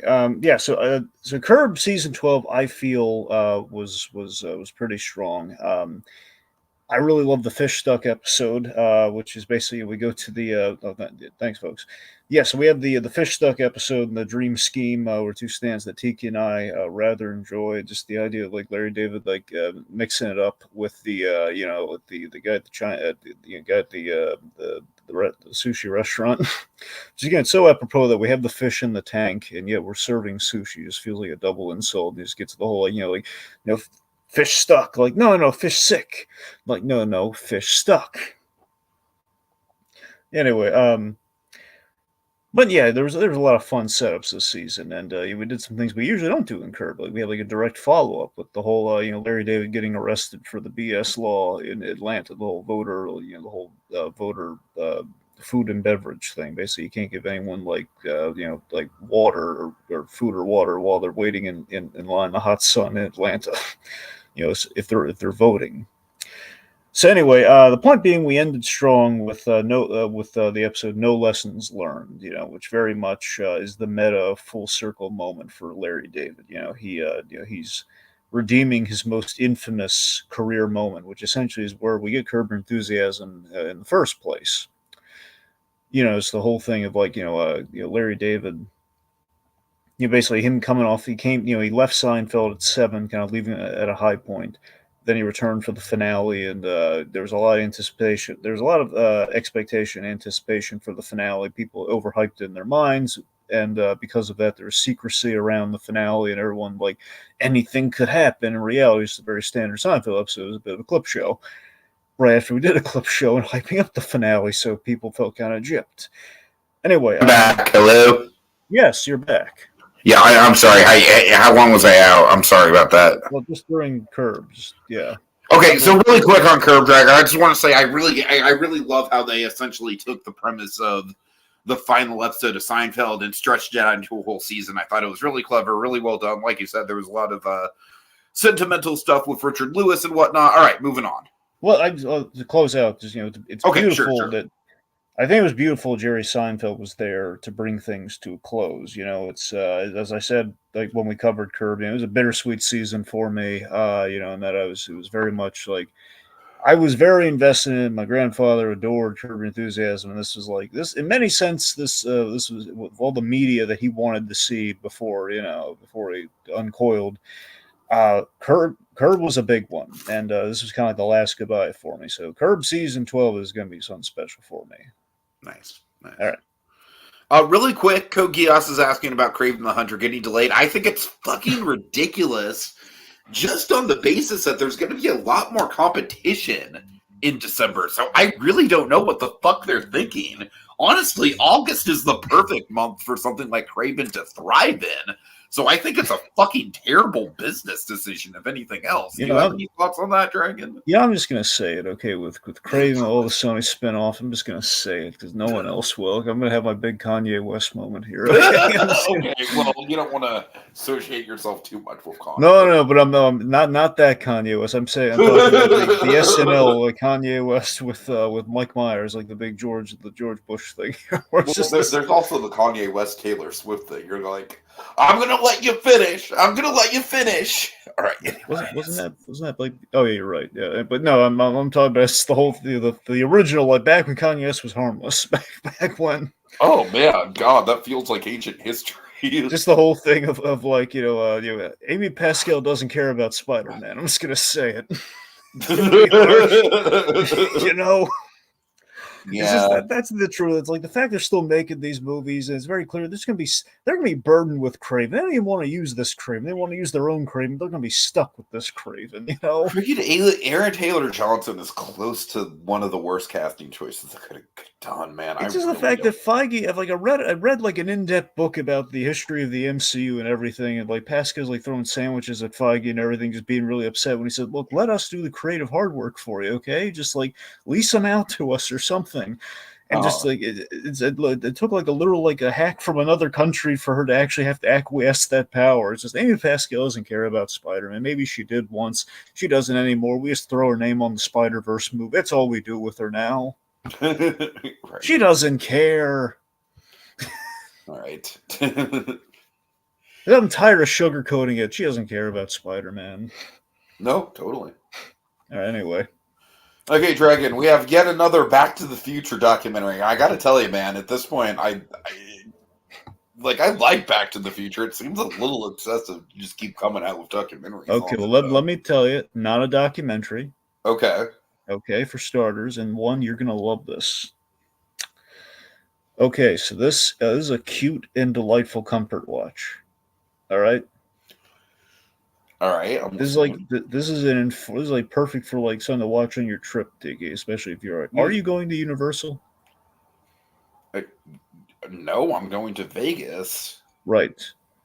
Here's the thing. Tiki, I swear to God, I remember you telling me about Vegas, but Jacob recently speculated it was Universal, and that's what's throwing me off. No, I am going to go to Universal for Epic Universe next year. That's okay. That's what he was. That never mind. That's No. what he was referring to. Because I know you mentioned Vegas, but he's throwing Universal at me. Anyway, No, next year, 2025, when it actually opens. okay, he's got the wires crossed on that one. Anyway, point being, um, yeah. So this is basically it's an informative little travel. You have Josh Gates. Josh Gates is like a Travel Channel guy. He basically did like he's like going to the pyramids and stuff. So this guy gets around. I don't know if you've ever watched any of his stuff or heard of the name, but the point is Josh Gates is sort of like a friendly, affable, just kind of bearded man. I know the type. I know the type. Yeah. Anyway, so there's charm. There's a nice guy, Yeah. and anyway, so the premise is adorable. Okay, so the premise is essentially to save the space-time continuum and the Michael J. Fox Foundation. He teams up with the actually Christopher Lloyd. He and Christopher Lloyd team up, and they go on a cross-country road trip to basically find a specific DeLorean to save the space-time continuum. And they basically they seek out all the actual screen-used DeLoreans. Oh my god. Oh my god. That's so fucking nerdy. Oh god. It's adorable though. Yeah. Oh god. Seriously, it's you and your DeLoreans, man. But seriously, it's just the fact that like they've sprinkled in a little bit of everything here. Like the cast members, like Leah Thompson pops up, and Mayor Goldie Wilson. It's like it's cute little things. You see like a bunch of people with collections of Back to the Future stuff, bunch of little factoids. It's like 4 episodes. There's like a bit of like a light. What is it on? Well, you can find it on HBO, and I think it's also on Amazon. But HBO, it's probably better if you watch it there. Yeah, I Dragon, you're right. It does sound like good airplane material. I'll give you that much. It's just delightful in every way. There's like a plot with in quote stakes. Right. Admittedly, there's only one really weird scene in it. There's one really weird scene in it where Christopher Lloyd seduces someone. But aside from that, it's it's delightful and charming as all get out. It's like not nothing too heavy, nothing too intensive. It's just like, I don't know, if you have some fun little factoids about Back to the Future, specifically the DeLoreans in kind of a travelogue sense. It's the ultimate comfort watch, man. All right. Okay, Mystery Show, Season 1 and 2, Dragon. All right, I'm going to give you a hint, okay? Dragon, because Disney Plus and Hulu are now merged, and I can actually watch both of them on the same app, which I gotta say is kind of surreal, but also very convenient to my problems I had with Hulu in the past. Mm-hmm. So, Dragon, given that, guess what show I started binging? It's only Murders in the Building? No. Oh, I was really hoping that would be the one. Same first word in the title. Only? No, it's. Oh, well. Well, no, I fumbled with It's Tiki. It's not. Oh, okay. I'm sorry. Okay, It's Always Sunny in Philadelphia, Dragon. Hey. All right. Yeah. So season 1, obviously without Danny DeVito. I gotta tell you, I still really like season 1, Dragon. I think the one big noticeable downgrade in season 1 to season 2 isn't even necessarily the fact that Danny DeVito's not there. It's the fact that Dee's character is a lot less defined, and she's just kind of like the nice girl in this season, more or less. And obviously in season 2, she very much becomes like, just as much of a jerk as the other people. But Dragon, I think just these 4 people, man, and obviously with Danny DeVito in season 2, we'll get into that. But just the chemistry is unreal, and because all these people were friends in real life, you can really feel that. And I gotta tell you, it's so watchable, and I'm really excited to just have a show like this where there's so much content for me to get to, and it's so digestible, and it's really funny. I think for me, the 2 big highlight episodes in season 1 were actually 2 of the earlier ones. I actually really love the pilot. The whole concept of the gay bar, I really thought that introduced the character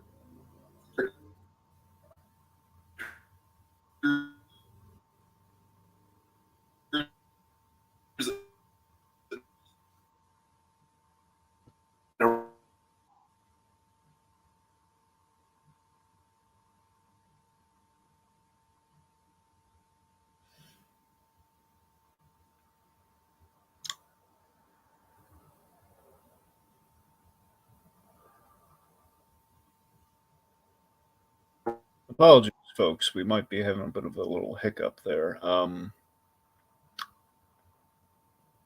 Tiki, can you hear me by chance?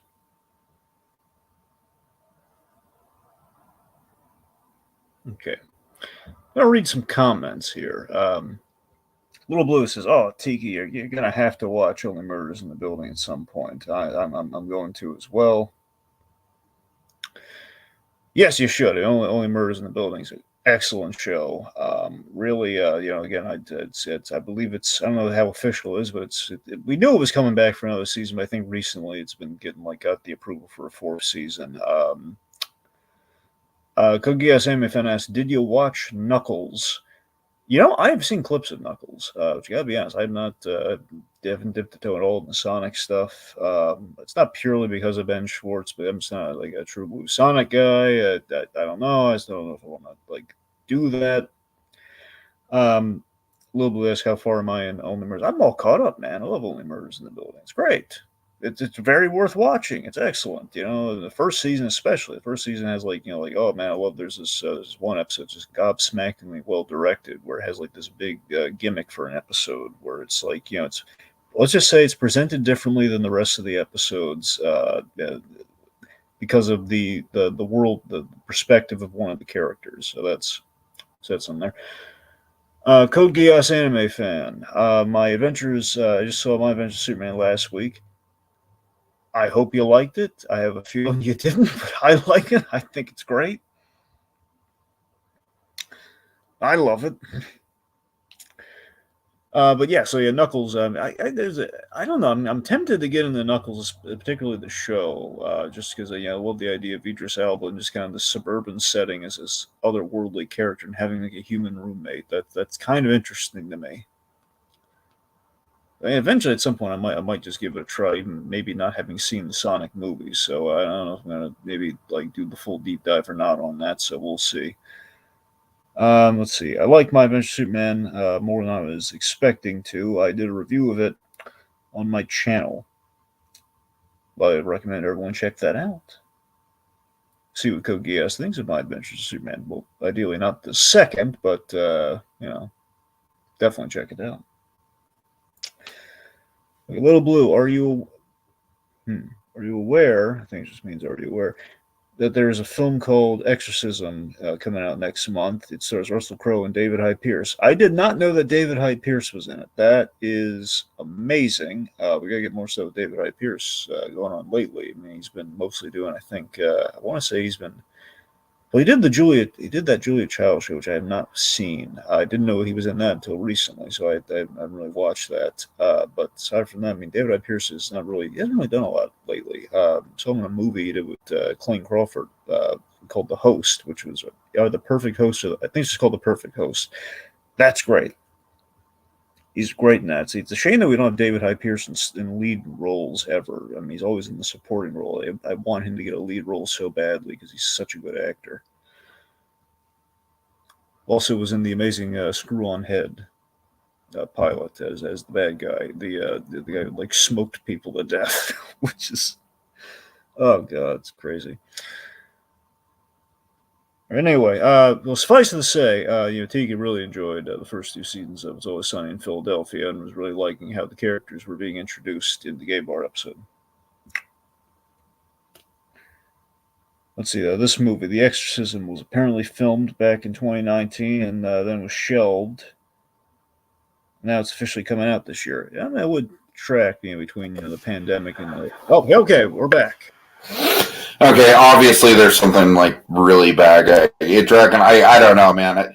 You know what the problem was is that when I cut out, I saw that you were on mute, so I was talking out of my ass for 2 minutes before I realized that it even crashed. So I apologize for that. But anyways, we'll move forward. Let's see. Let me get back to the list really quick, Dragon. Did you hear anything I said about Always Sunny season 1? Or well, yeah. Basically, I kind of summarized it for the people. You like the whole, you like how the characters were kind of introduced in the gay bar episode, right? And I also another highlight was the underage drinking episode. I thought was a big highlight as well. Oh yes. All right. Anyways, okay, moving on, Dragon. So the Steve Martin documentary. Yes. So Steve parentheses Martin, a documentary in 2 pieces. This is an Apple TV is killing it with the documentaries yet again. This is basically, they broke this one up because they did like Steve Martin's past, and he was kind of his stage, his history on stage as a comedian. That's like the first episode, which is good. It kind of it basically did like then and now. It's essentially how they broke up the 2 episodes. It's basically like 2 documentaries in one. We see, he had a difficult relationship with his father. But let me put it this way: episode 2 is a lot better than 1, in my opinion. Don't get me wrong, I like learning about his stand-up and how he got started in the jerk and everything. No complaints there. But 2, the second episode is where we get into the now thing. That's where we're getting all the really good meat of the guy. Uh-huh. So we learned they had a difficult relationship with his father. He even wrote a play about it. We have this visual. We have a visual thing that plays a lot better because the first one's like kind of cruddy VHS tape recordings that they made when he was kind of figuring out his act. That here we have like this cartoonist, because Steve Martin did this thing where he gave. I'm so sorry. Go ahead. I'm so sorry. Steve Martin did this thing where he basically would do captions on these little illustrations that are like caricatures of Steve Martin in like funny situations that references movies. Really, really cool. And anyway, so that's kind of like the art aesthetic that's going throughout the whole second episode. We kind of parallel Steve Martin's life to his movies a little bit, particularly Father of the Bride 2. Oh God! God's like, so Steve Martin, he is when he was an older man, he did have a daughter. So again, like the whole the George Banks character having a kid is at that advanced stage. Here's the most fascinating element of the second episode. Here's the reason you really got to check this out, Tiki, is that we see how bad reviews really affect an actor. How bad reviews really affected Steve Martin, because he hears after the jerk, he did not get good reviews. Rarely did he ever get good reviews. Right. And it hurt him. That's the thing. It really hurt him. So it's an interesting examination of success and failures in Hollywood with Steve Martin. We examine his friendship with Martin Short, and we cover the only murders in the building stuff a little bit there. And it's a nice little,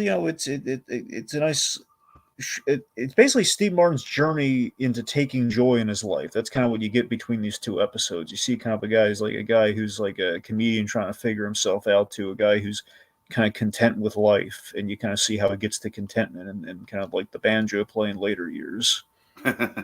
Sure. Yeah. Nice. So yeah, it was again, Apple TV has not been disappointed with the documentary. This was yet another success for them, even if it's in 2 parts. All right.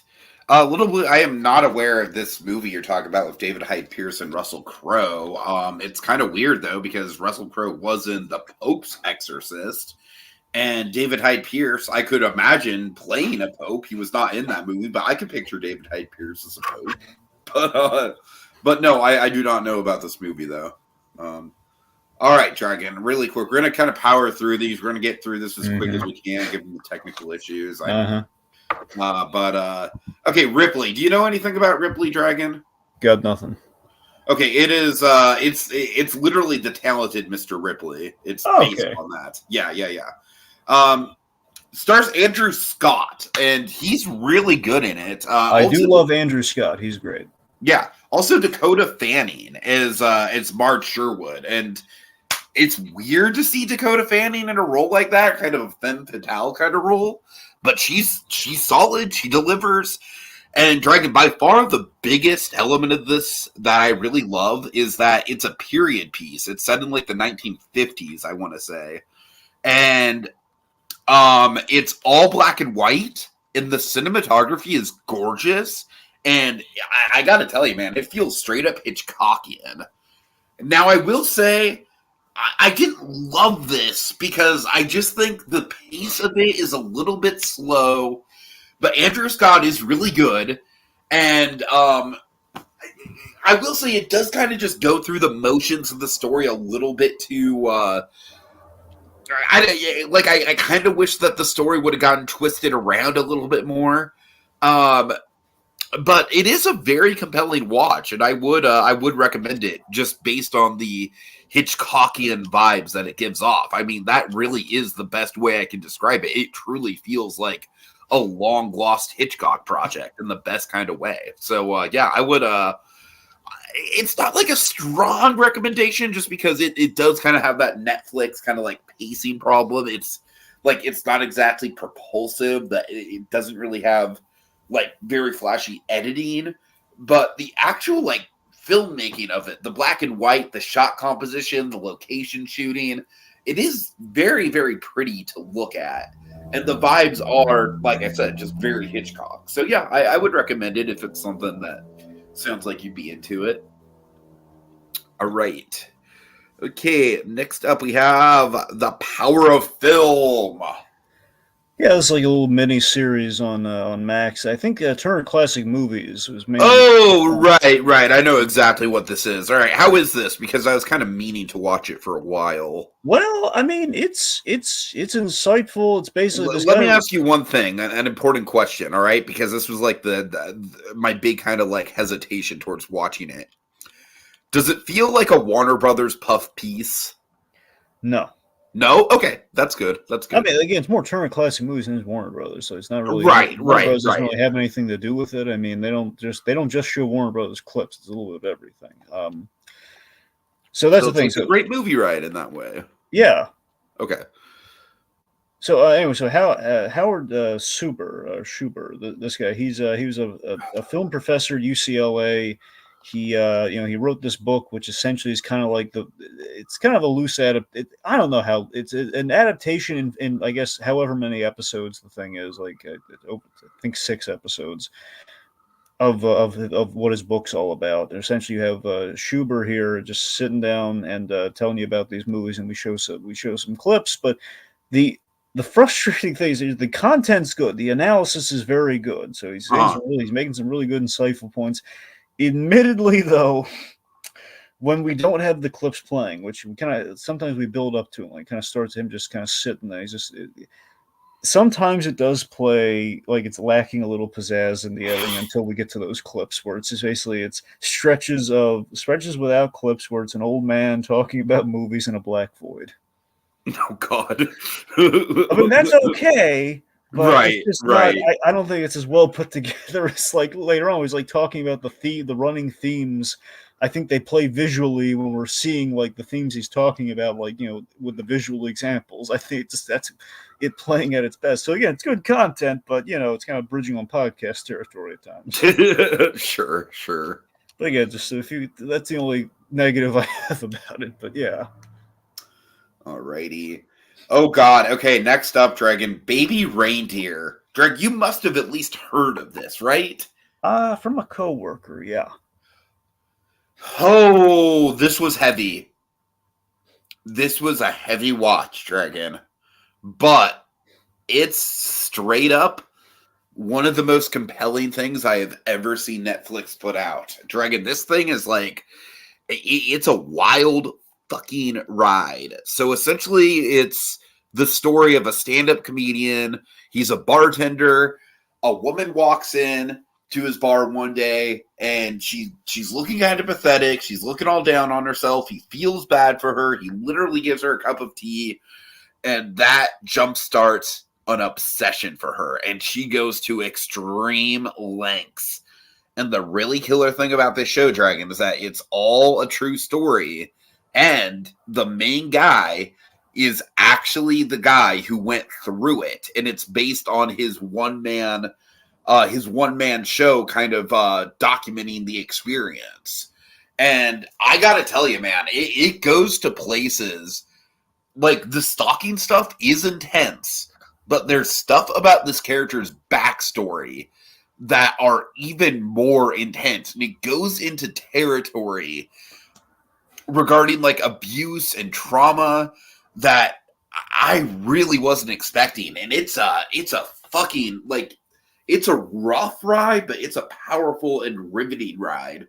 And every episode is only a half hour, and there's only 7 episodes. So really it feels like a long movie. Dragon, you got to check this shit out, man. It is incredibly compelling television. I would strongly recommend it. All right, next up, what do you got? Icons Unearthed, Marvel. All right, Comfort Watch, another Comfort Watch. Well, I love the Icons Unearthed series. This is basically what you've been looking for, Tig. This is like the better version of the toys and movies that made us. This is It's like that, but without puns every 2 minutes. yeah. I mean, don't get me wrong. Occasionally, there's a running gag, but it's like more of a running gag than it is like they're not like editing like a joke every couple seconds. It's edited sharp. Like for example, if there's like a memorable like kind of funny clip, then that one might be coming back a bit if it relates to like as a transition point, but that's usually it. But yeah, this is here's something. This came at I kind of discovered this at a perfect time. I saw this thing, but I was waiting for it to be added to Amazon. Just miraculously one day it was. It's basically I finished reading this book. It's a really great book called MCU Reign of the Reign of Marvel Studios. MCU The Reign of Marvel It Studios. actually sounds like a pretty tantalizing read from what Oh, I've it's heard great. about it. It's pretty up to date too, Teak. I mean, it's very recent. I mean, it's like I don't know if it's going to go like up to date, but I mean, it gets pretty far. I mean, it's like it's into the Disney Plus era. It's pretty up there, and it's not like it's not a puff piece or anything. It's about people with Right, this is like right, yeah. all the stuff. And this is kind of like a condensed version of that book to an extent. It doesn't go all up to date as much here. This goes all the way up to the last episode's Ant-Man, but after Ant-Man, they kind of like summarize the whole how we got to Endgame and kind of stuff like that. So they kind of like they fast track a little bit of like how we got Black Panther and Captain Marvel and Endgame. So they kind of go up to there. But yeah, this is basically the majority of this is focused on pre-MCU to like it starts with Howard the Duck, and it goes to kind of talks a little bit about Howard the Duck. Even recounts the infamous Robin Williams story. You heard about the Robin Williams story with Howard the Duck, didn't you? No, I haven't. Oh, do you want me to tell you it, or do you want to watch sure. it? Yeah, essentially, Robin Williams originally was supposed to voice Howard the Duck. Oh, oh God. And what happened was he went on set, and the idea is he was going to probably do the voice like on set when they're doing they're doing the suit performance, and he was going to do the lines off camera. And basically, he was like fooling around with it, and he had like the director like screaming out. He thought was the one that you guys interviewed on Sandy's thing, Tim, the one from Goosebumps. Oh yeah. Right. Yeah, the puppeteer was Tim Rose. Uh-huh. So Tim Rose actually played Howard the Duck there, and basically thought Tim Rose was like, he's like, Tim Rose, stop messing around. We're trying to do stuff here. And Rob Williams turned to somebody. I don't know if it's Tim Rose or not, saying, "Is that what it's going to be like on set here? Or is that what it's been like?" And one of them said, "Well, actually, he's in a good mood today." Oh Jesus! Yeah, I would have quit too. Rob Williams just like turned the other way and he didn't come back. I don't blame him. Smart man. So that's essentially stuff like that. You have some fun kernels like that, and the big thing is like it's Kevin Feige's rise to power while working on the Paramount era of like the original of Phase One. Like you see like the gamble of Phase One with each movie as it kind of builds to Avengers. So it's not sanitized. They're talking about the stuff. It's pretty good. Admittedly, they sidestep some Joss Whedon, but they do kind of acknowledge one of the things Joss Whedon really.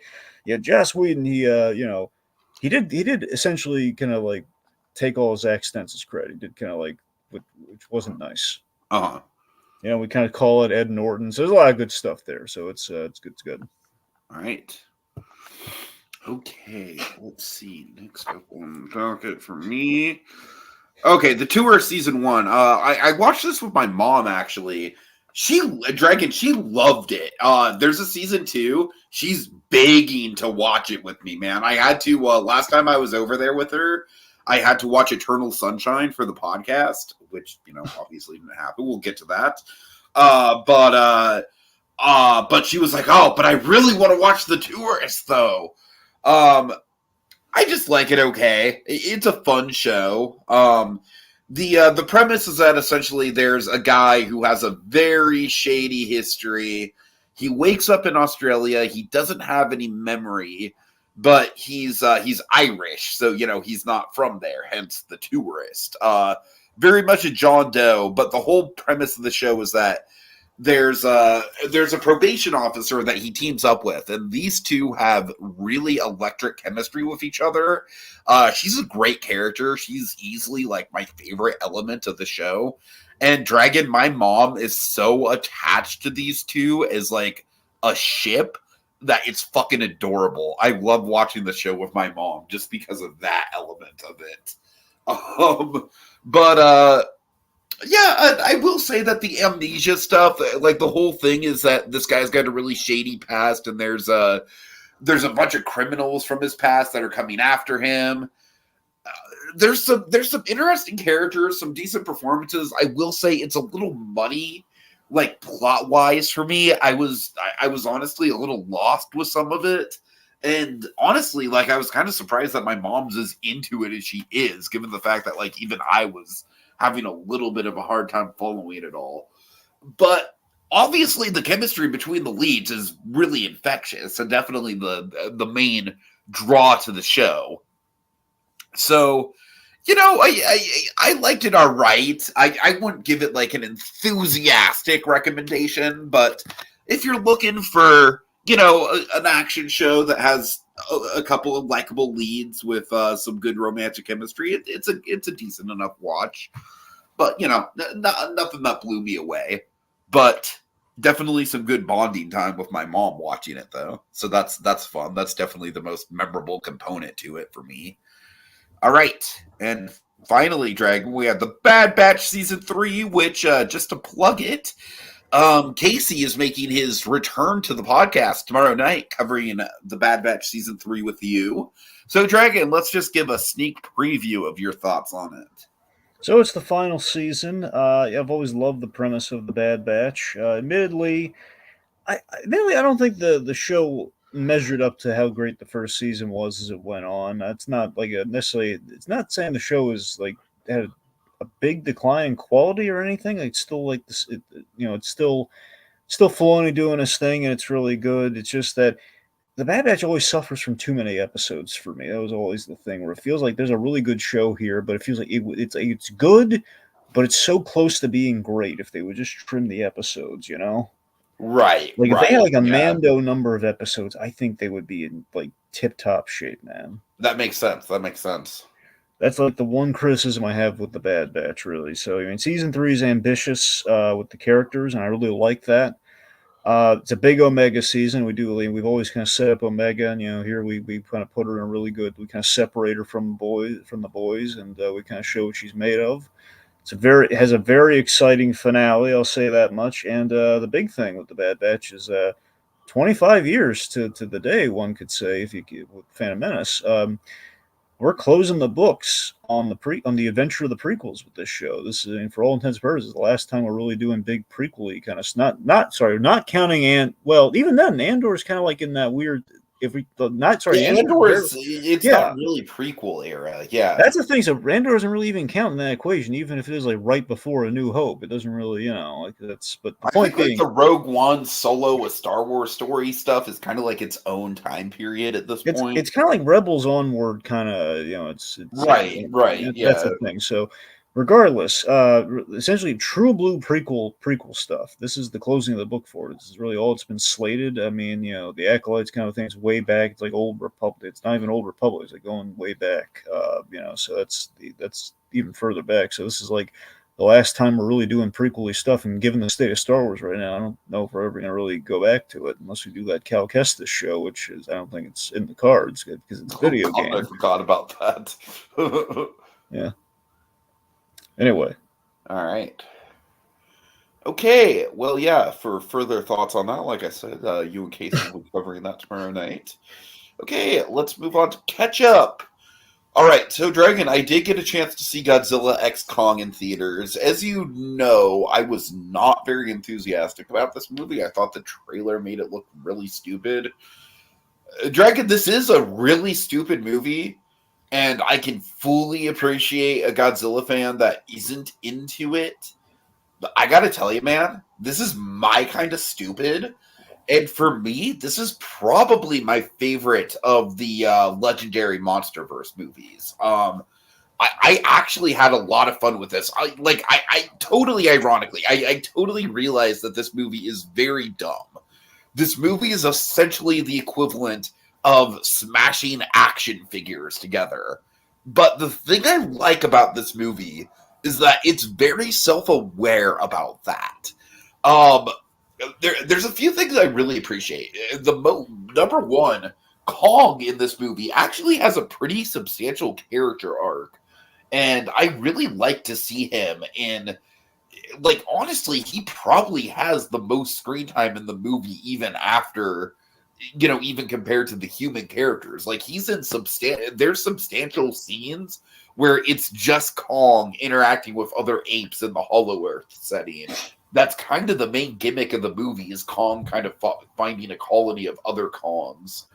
And I gotta tell you, I feel like the whole Godzilla X Kong thing, they're kind of sleeping on the whole like colony of other Kongs thing in the marketing, given the fact that the villain in this movie, Dragon, it's basically like an evil orangutan kaiju monster.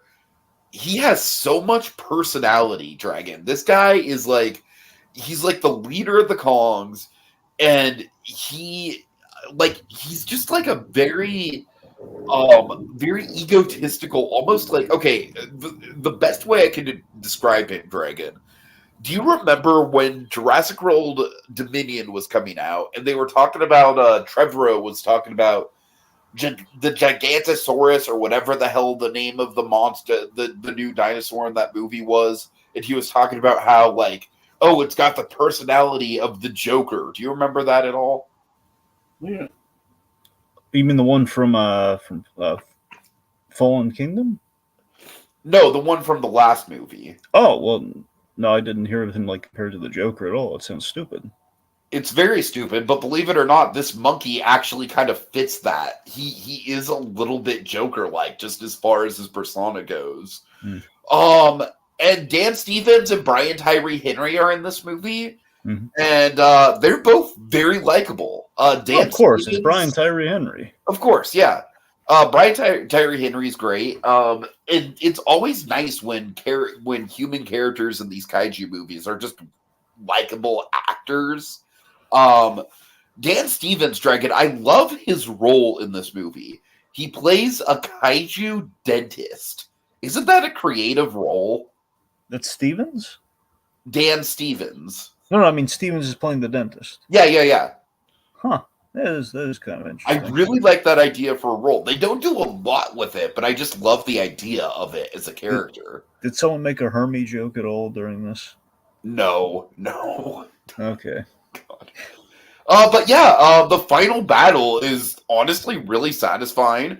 Godzilla doesn't have a ton to do, but there's this whole thing where throughout the movie, he's kind of like killing other kaijus and kind of like charging up. And you know how you see him with like the purple scales in the trailer? That is a big plot point. And the moment that he uses the atomic breath with the purple scales like fully charged up, Dragon, it's like Spirit Bomb from Dragon Ball Z levels of like destruction. It's pretty satisfying. So yeah, altogether, honestly, I was very happy that I saw this in theaters. It's super dumb as far as like, it is both the dumbest and easily the most watchable of the Universal, or not the Universal, but the Legendary Monsterverse movies. So that's the best I'll say on it.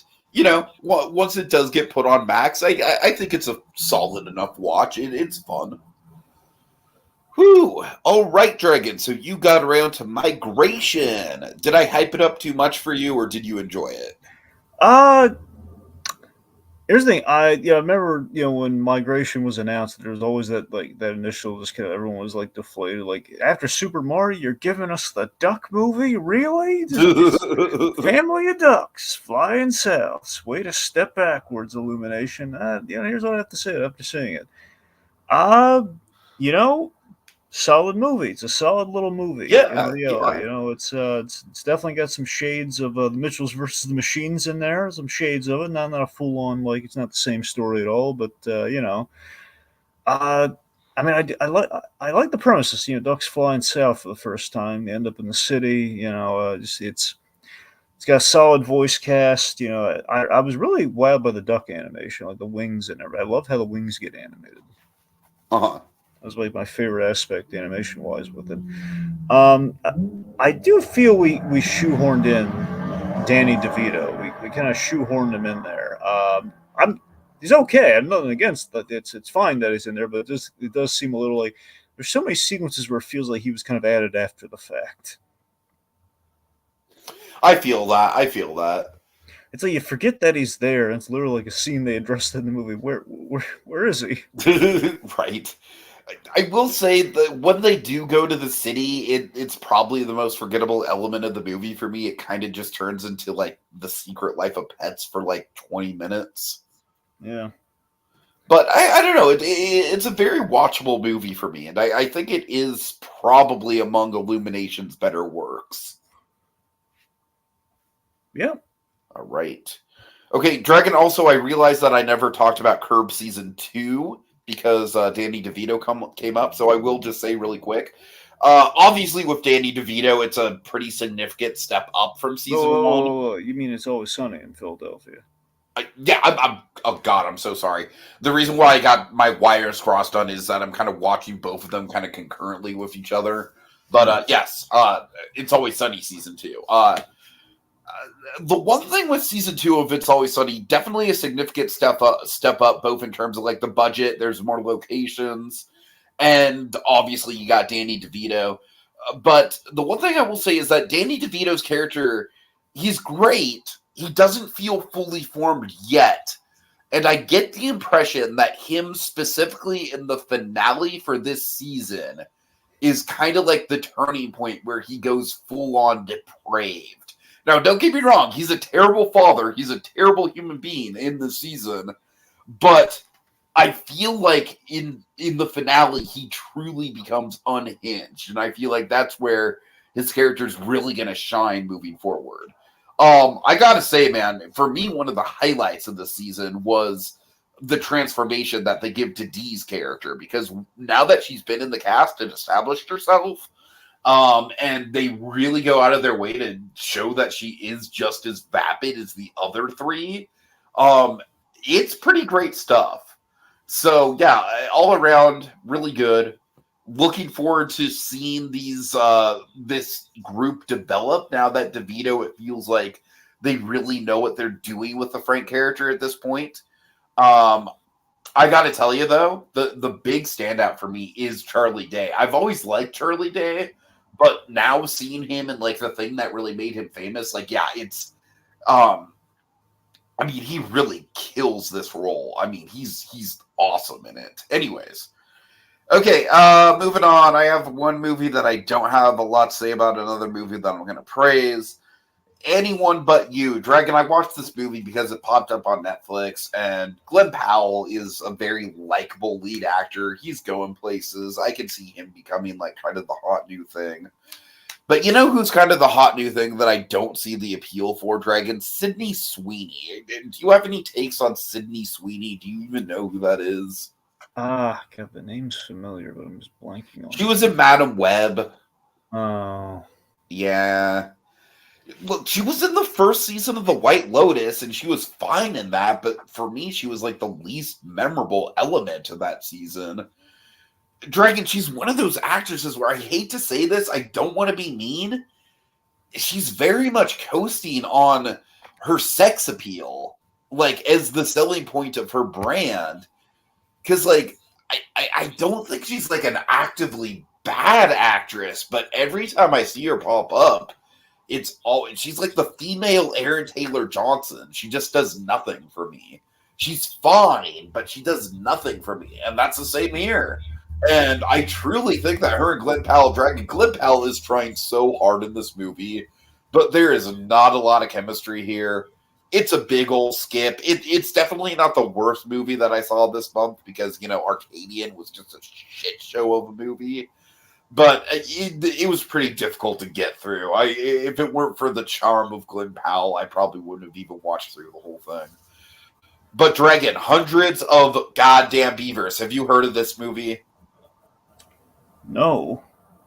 You have to fucking see this movie, Dragon.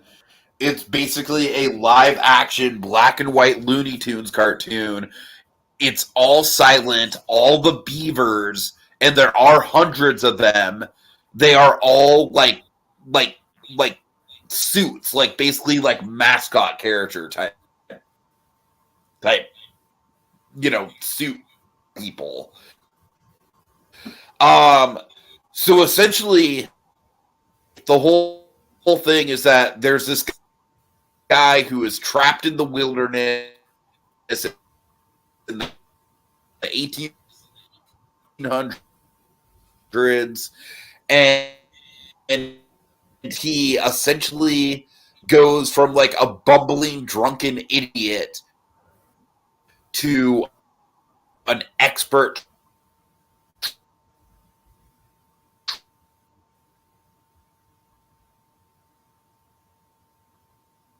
trapper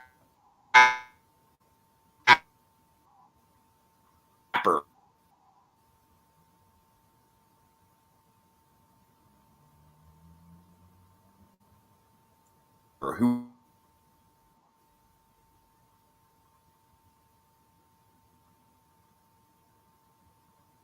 was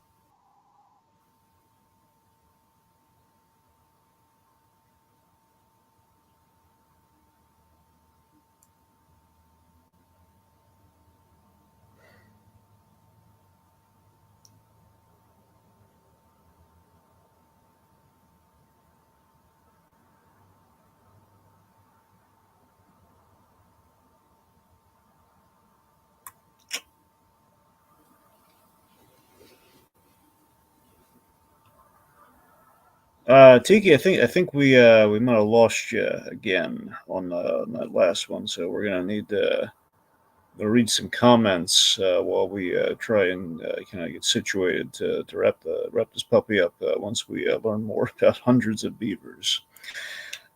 Anyway, let's see. So earlier, Little Blue said the only documentary I've watched on Apple TV so far was the Michael J. Fox one, which yes, I love that. That was on like my top movie list from last year. Still the Michael J. Fox movie, still a Michael J. Fox movie, which is great. Let's see. I'll bring it up. And one more thing. The Exorcism is being directed by Joshua John Miller, the son of the late Jason Miller, father Damien Karras. How appropriate.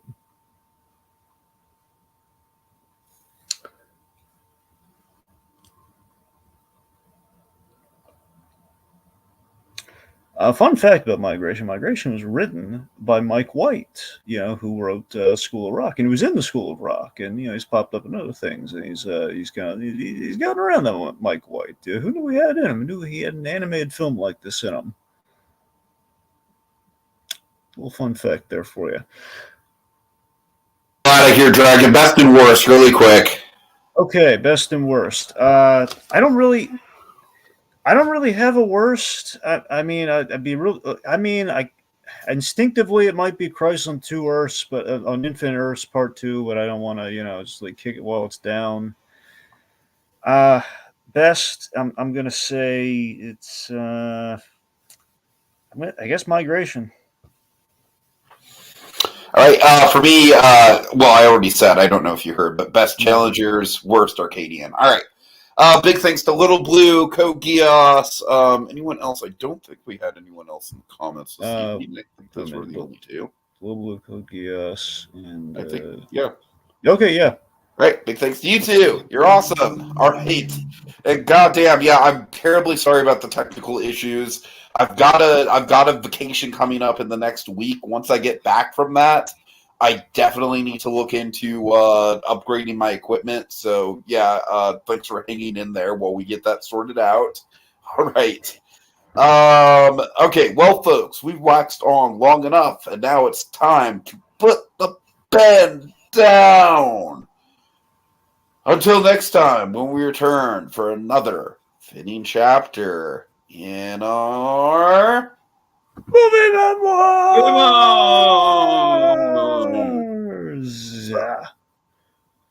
Monkey Man!